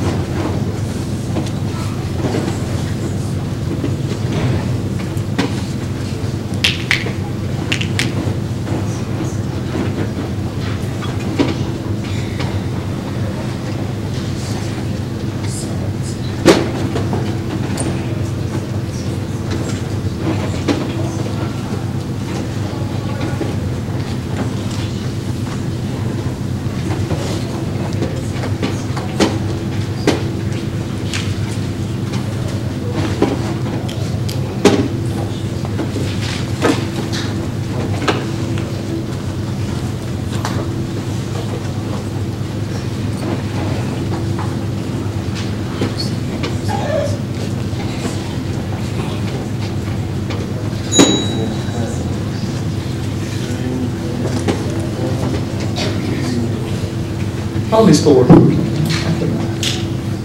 I'll speak for a minute about what I think something Justin talked about there is that you're showing your own competence is really important to helping the teacher. Also showing the teacher how it works. Oftentimes the teacher can use the same tool. It's not, obviously not always true, but it's something that, like Evernote. I have a friend that she know really well. I ride in the air with her. R. You say it again.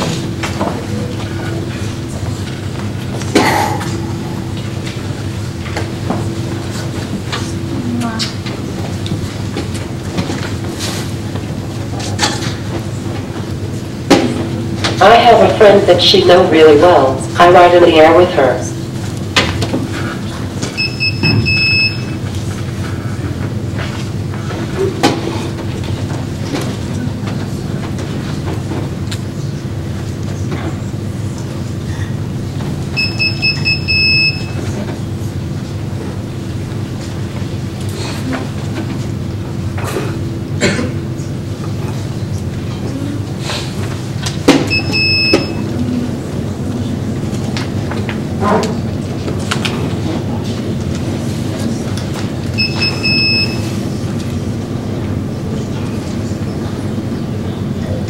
I am sorry. I am nervous.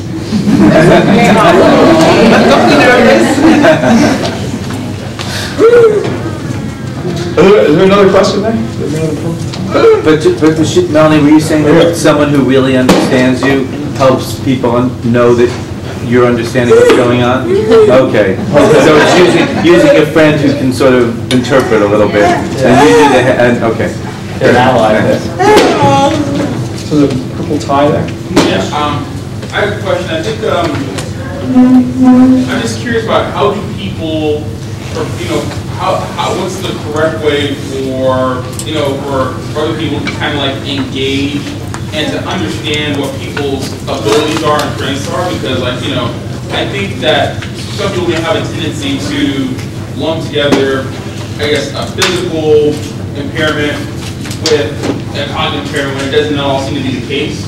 And so how do we, how does supporting outsiders go about kind of understanding what people's abilities are so that we can kind of meet them and make sure that we're giving them opportunities that really meet what they're capable of, even if we're not necessarily fully aware. And I think initially you treat them as a peer and then you work from there. I mean, you can kind of feed off them, but we should start with the absolute highest expectation, I think. Where the purple tie. I was going to, you mentioned a couple of really good things. If you know the materials and teach it, you touched on confidence being important. I'm just curious if there are any other qualities regarding who's your best teacher of technology and why. Well,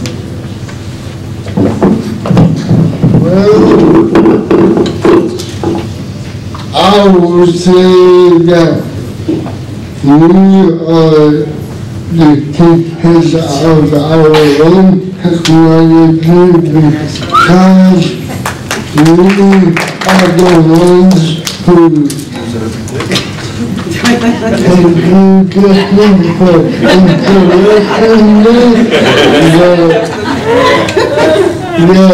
as Nickman said, we use it every day and we pick the kids around with it, we really feed them more. So, does that answer your question?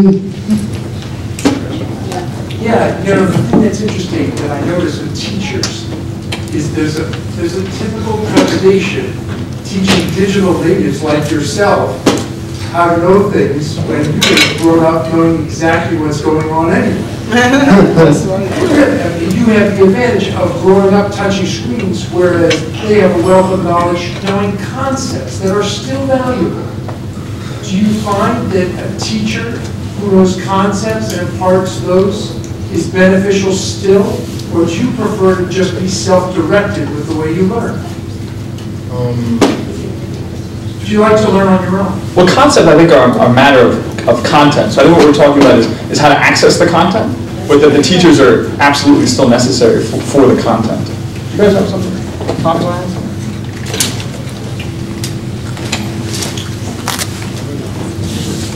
Can I add something?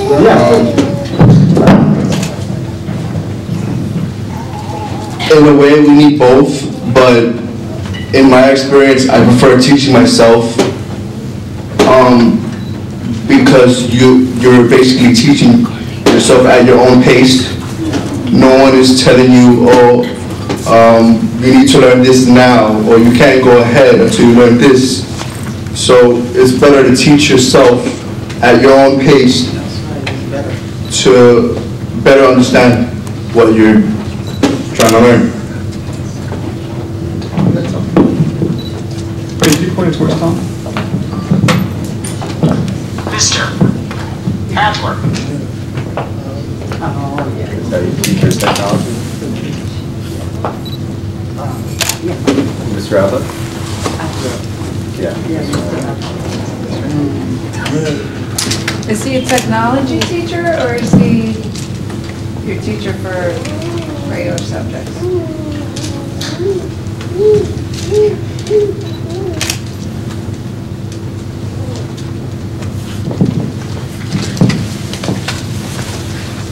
Social_studies. Should you have him for every subject?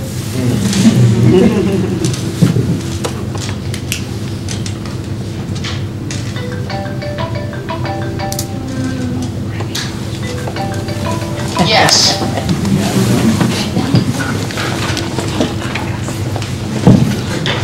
Purple kid? I guess, you know, at the beginning of the presentation, you mentioned that one of the issues with assistive technology is there's so many people that can benefit from it that don't have access to it. And I think here this has been very interesting for me to see how people are directly using the assistive technology instead of reading about it or looking at a website. Is there some place that all of us can go to talk to each other online? Is that something that's like we could, a listserv or something where we could talk about an experience we're having in our school or a question we may have that, since there's so much experience here, people could say, you know, yes, I had an experience similar to that, or I know this great teacher that might want to talk to you, or do you understand what I'm saying? I think we were working on something, like a quasi-affinity group of sorts, but I can't remember where we, was that? A Google Chat? A Google Chat. I think we do have something, I can't remember the name. Do you know? But it's not exactly as you're talking about. Like people could register, like a listserv where we could register. If it doesn't exist, we'll make it during lunch. Any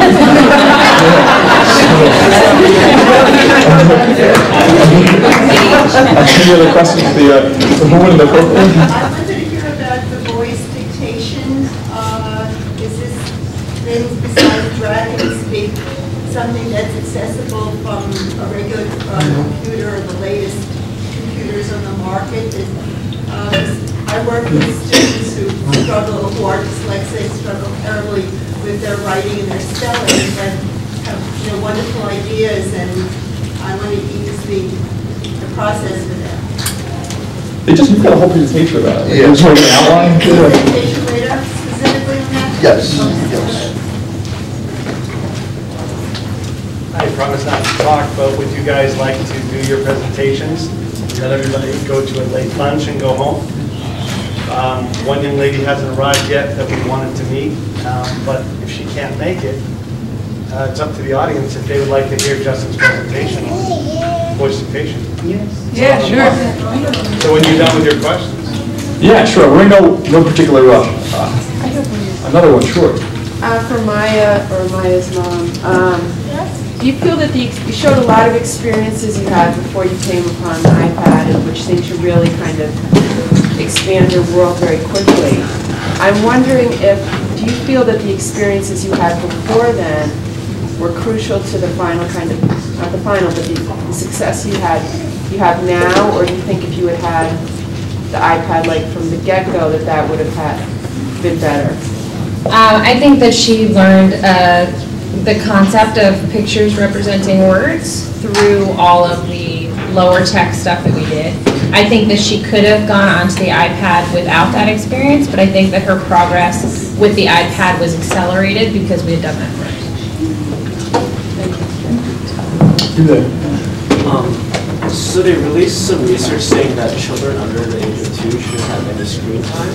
So I was wondering what your response to that is. Is that something that, like, if there's an assistive technology out there that exists for children to be under and it helps communication, you just kind of ignore or sidestep that? What was the context of the study? It's sort of a broad statement. It is a broad statement. They just said that under the age of 2 that there shouldn't be screen time as recommended to parents. Well, what was their reasoning? I mean, was it a stymie neurocognitive development, or was it bad for their eyes? What was it? It was a combination of everything. Combination of But at this, that's something I've heard from several different sources, several different times. So it's becoming something that's like accepted or used among parents or discussed amongst parents. Well, it probably depends on the scenario. Can you repeat the question? Sure. It was essentially asking us our thoughts about this abstraction that, I guess it's not an abstraction, a large statement that children under 2 shouldn't use screens, but we're not sure why. I think it depends a lot. I mean, Maya's mother talked about how it probably would have helped her out a lot. I think I've seen very little kids use screens with a lot of effect. Either of you want to talk about using screens?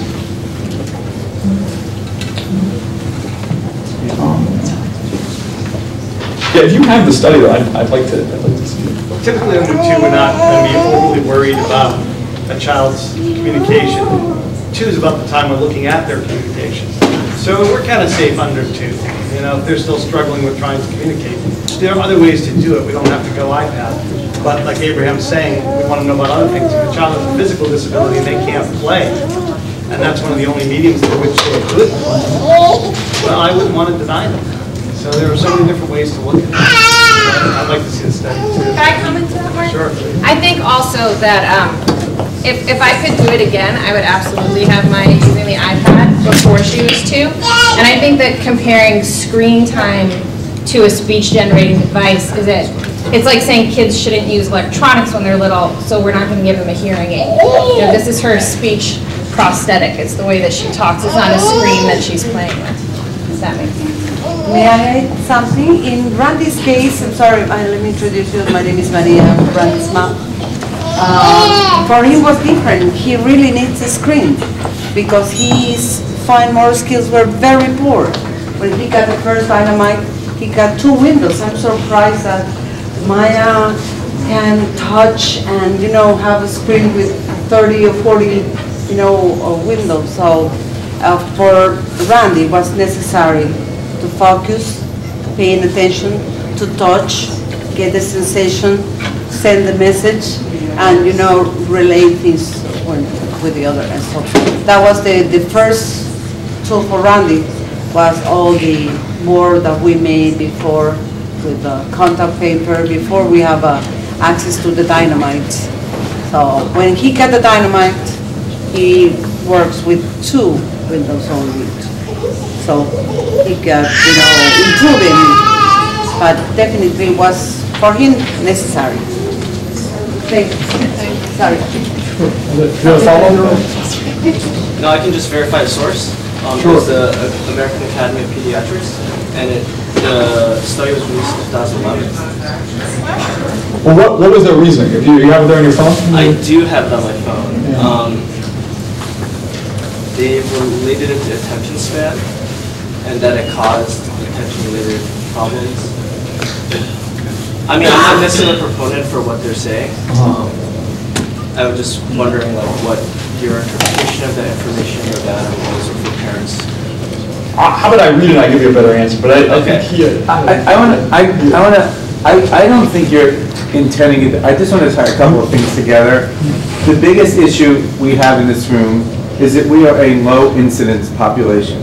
The number of people who are in wheelchairs because of something aside from accidents is small. The number of people who need augmentative communication devices is small. I don't mean at all you're saying that, but that's a subversive comment to try to tie in something about young pediatric people and screen time into someone who is using electronics as a hearing aid.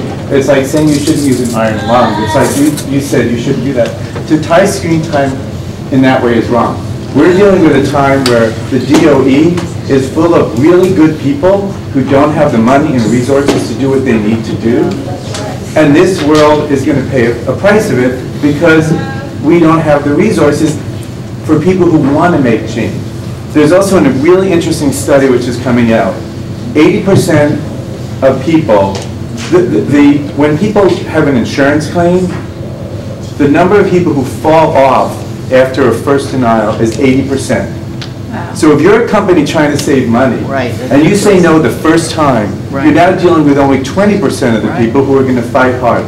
So the message for this group is, with all due respect, when you hear stuff like that, you fight back and you say what you said, give me the information because it doesn't relate to this. And when you hear that you can't get an AAC device that we heard on that video, you say that's not right. And when you hear that you can't get services, you say that's not right. And you guys are up there, and you guys are strong to be here, and you guys got to lead the charge for people because there are so many people in this room who are here because they care. But if you don't ask and ask again when you drop off 80% and ask again when you drop off 80%, when Tom was first going to school, we were told he'll never get into a school. And not only has he done well, he just got into Lab High School, which is a really hard thing. And everyone who's up there has achieved things like this. And you know, Abraham was just saying he just got into UVA, University of Virginia. You know, I mean, it's bravo on that. So I just want to say that you know, you got to have the integrity to say when something's wrong, and you have to have the integrity to do what your friend is doing and say, my friend is smart, listen. And you got to, you know, resilience. Someone used the word resilience there. This meeting is about resilience. So that's what I wanted to say. I don't agree with what you're saying. In some ways, though, he asked an important question as a representative question. I would probably agree with the specifics of the question, but I don't want to start it, but you seem like a young guy. Yes. And then it's really important, I think, for young people to be thinking about it, because you're coming here today to gain a new perspective, or at least view another perspective. And you brought with you a certain perspective, so that you get to see sort of how your perspective is reflected now. I hope it's helpful for you. And at least I didn't find it, I understood that it had a greater, you're trying to learn, you're not trying to offend anybody. Yeah. No, the reason I brought up the question is because I'm definitely a proponent for technology and assistive technology, but I get a lot of pushback from my peers. I'm a student at Columbia Teachers College, and there tends to be this technophobia, and they point to these bodies of research. And so what I want to gain from you guys is what to say, how to respond. So you say you work at Columbia? Sorry, I'm a student at Columbia. You're a student at Columbia. And so like, what is my response to people who are on the other side? So I was surprised to hear that, because Columbia is like pretty open to things. I mean, they took me, for example. I mean, they knew I was going to handle this crap call with it. But it's right. I don't know.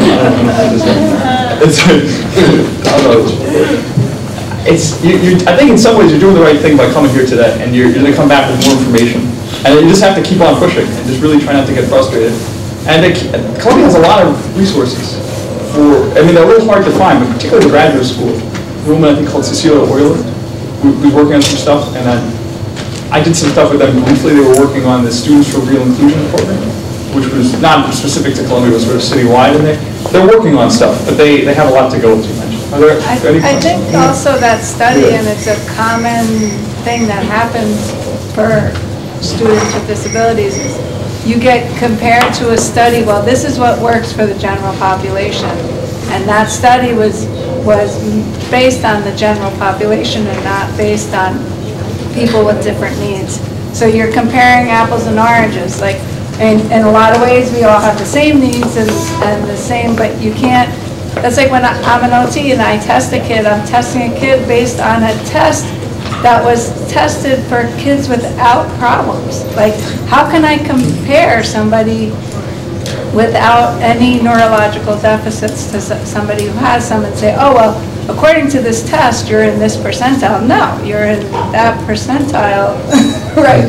Like, it's not even, to me, it's apples and oranges. I try not to use them whenever possible. So it's the same thing. That study was based on the general population and the needs of a general population. They're not using it as a communication device like Maya's mom said. They're using it as, I think that was a great comparison to liken it to a hearing aid. Like, it would be like taking their voice away. 20 years ago, I was at Teachers College as a student like you, and a professor said to me in a developmental psych course, there's no such thing as development. Well, that kind of screwed up my degree. I thought that's what I was there for. What he was trying to say is that there's a continuum of development, that it never ends. There's no one segment of this is childhood. It's absurd. It's a cultural thing. But what is that what's more important for Justin, actually for Randy to learn how to talk, for Randy to learn how to communicate. And so we look at things a little differently. They don't have to be the same way everybody else develops. What we need, and that's the whole concept of today, is participation. And so these tools give us participation in play, communication, etc. And that's why we have to rework the way we think of it as educators. We really do. Then you there in the white again? Have you noticed that as you've been getting older within the education system, that your teachers and people involved, they're more supportive of the devices and technology that you need to move forward? Is there any resistance still? I think it depends. Anybody? Yeah, I mean, well, maybe we could all take this one. Randy, you want to start? I'll start. It's a little hard for me to answer because I've been to 3 different kinds of schools now. So I've been to a public school, then I went to special education school, and now I go to a private Quaker school. So I guess in public school they were the most resistant. Yeah. And in special ed school they were resistant in a different way. But but I have a lot of good things to say. I always think it was a very valuable experience for me. But they were a little bit more about teaching techniques and strategies, which I think is really important. But not so interested in word prediction was something they didn't like very much. And then in private school, you had to kind of learn how to use everything you've done in a more clandestine way, I guess. I don't think too many of my friends know that I have a lot of learning.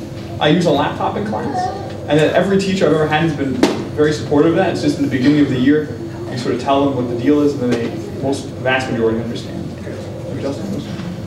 Same thing, basically. Every semester, I just tell all my professors how I do my work, basically. And yeah, that's just tell them from the beginning, and they have no problem with it. Different from high school? Oh, different from high school? Yes. In high school, my experience was okay. I only use voice dictation. I don't know about the communication devices, but with voice dictation, I wasn't able to use it in class much because the classes were noisy. So what I would do is on my free period, I would just go to the library and work there.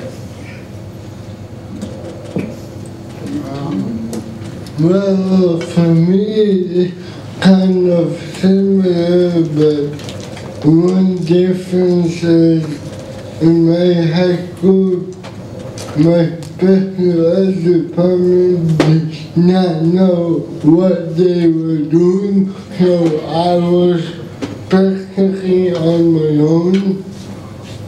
Not on my own, but you get what I mean. Me and my mom. So, yeah. Do you think that there's any, like some sort of education for the teachers in a way, for them to be learning more about what you need?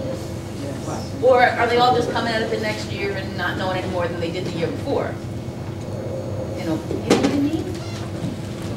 So you're asking how the teachers can become more fluent? If they are. If they are? Well, I think a certain amount of it is as the technology becomes more ubiquitous, the teachers, new teachers get made every year, and people have grown up every year. So the teachers who are our age, people who will be teachers now. So I guess, how long does it take to become a teacher? I don't actually know. When do people become teachers? But I think they are definitely motivated by you guys to learn more, teachers, in the schools where you were attending. Because that's the case with Randy, all the paras. When he graduated and moved from one school to the other, they were crying, they were saying things to you, I learned this and that, so they really learned something, but this is because they were close to them. Not the system, or not the school, and that would be weird. No, I think you worked on something. Oh, they might do something. Thank you. Yeah, and Tom, you had something, I think.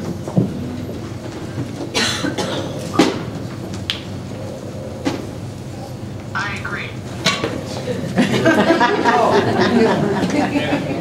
I think it's also to try to be a reasonably friendly person. That's helpful. If you can try to prevent an adversarial relationship between you and your teacher, it generally helps things along. Melanie's almost finished there. Jasmine, do you have any thoughts? No. You went with the home instruction teacher.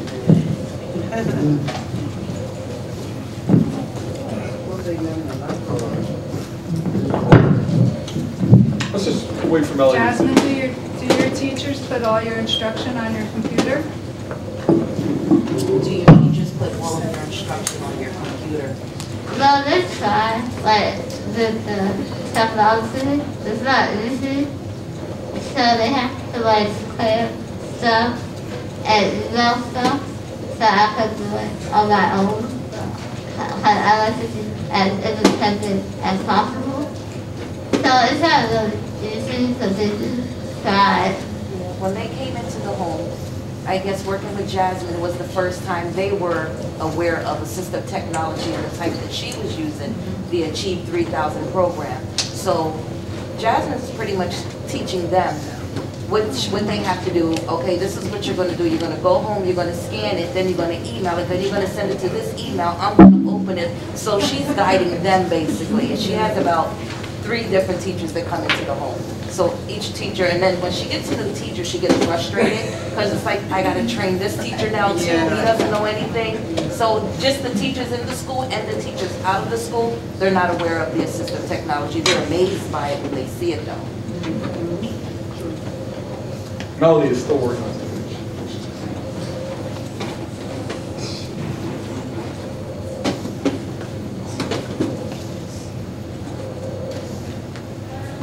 Do you guys participate when you were in school? Did you participate in your own IEP meetings? Not sure. They blended together. Have you guys have any memories? I went to one of mine. I barely spoke, but it was not a good experience to me. But yeah, it was. Because people were talking about you, or? Yeah, it's like they were talking about me, and I wasn't able to talk about myself. Did anybody ask you? I mean, no. They thought I wasn't. I was just there. Technically, I was there, but not verbally and not participating. But I was there. I think, Melanie, you have your response about how teachers are sort of receptive to assistive technology? My dad once helped me with homework, but now I do it by myself. Just keep in mind, like I said, each and every one of us here today is unique. And God gave each and every one of us a certain amount of strength. I may not be great in something that you might be great in, but we can still work together. Why not? Yeah, I think that's something we're really trying to reflect. Just like we said in the beginning, that special education is sort of more of the attention, the education that every child needs. But it's also, you're kind of an outlier. We only have there's thousands of public school teachers, but we really appreciate you coming. I just want to mention, kind of a public apology to somebody who's not here, as I learned from you, and that is not to underestimate you. I remember when I first taught somebody who was deaf, I'm an Apple certified trainer. The only reason I mention is because that's my experience. I was sitting with somebody who was deaf, and I remember the fact of the matter, the great lesson was character and personality. I'm talking to a human being, and the more I had the chance to teach that person, the more I realized, she has personality quirks, like I have personality quirks and everything else. But more to the point, the thing I take away from you though is that underestimation aspect of it. It's really important that when we have training experiences with you or when you're with a teacher, just irrespective. We're trying to get in sync with you too, and that's a delicate balance with judgment calls and character and personality to it. But I thank you for reminding me that treating each person as a human being in the training process is fundamental. Yeah, we're humans first, learners second. That's true. Yeah, and it's also important that you remain a human forever. You remain a learner forever. We don't actually remain a student in the same sense forever. I mean, eventually you get out into the world, and that's where you have to focus on what you've learned as being a human. Which I think we have a remarkable representation of the different ways that can be manifested. Now, I was just going to say, to your point, I think I appreciate what you said about teachers, because I think when you look at the current system that we have, our public education system in New York City, it is not one that encourages teachers to advocate for their students. It's a punitive system. Teachers do not necessarily have, like if you go to it's about principal empowerment and depending what kind of principal you have. And then the underlying problem with all that is the funding. We have smoke and mirrors funding now for our students with disabilities, and there's not a lot of funding. So the way that ends up like pushing out into community schools is severely under-resourced, and it becomes like the rhetoric meets like that threat of it. How is this all going to get paid for? So I think that it's a very difficult time that we're asking teachers to take on all new standards and the reform, and in very large numbers. So I appreciate what the teachers do, and I think that our leaders need to be more responsible about ensuring that we can deliver for our children. So are there any more questions for the students? So we'll have a lot of time to mingle after. Any more there? You want to go forward with the? Let's take a few minutes break, and then we'll let Shirley take. Yeah. You know what, people? Since we're going to do that, why don't you make sure that you eat the food that we brought? We don't want to bring it home. Good job, guys.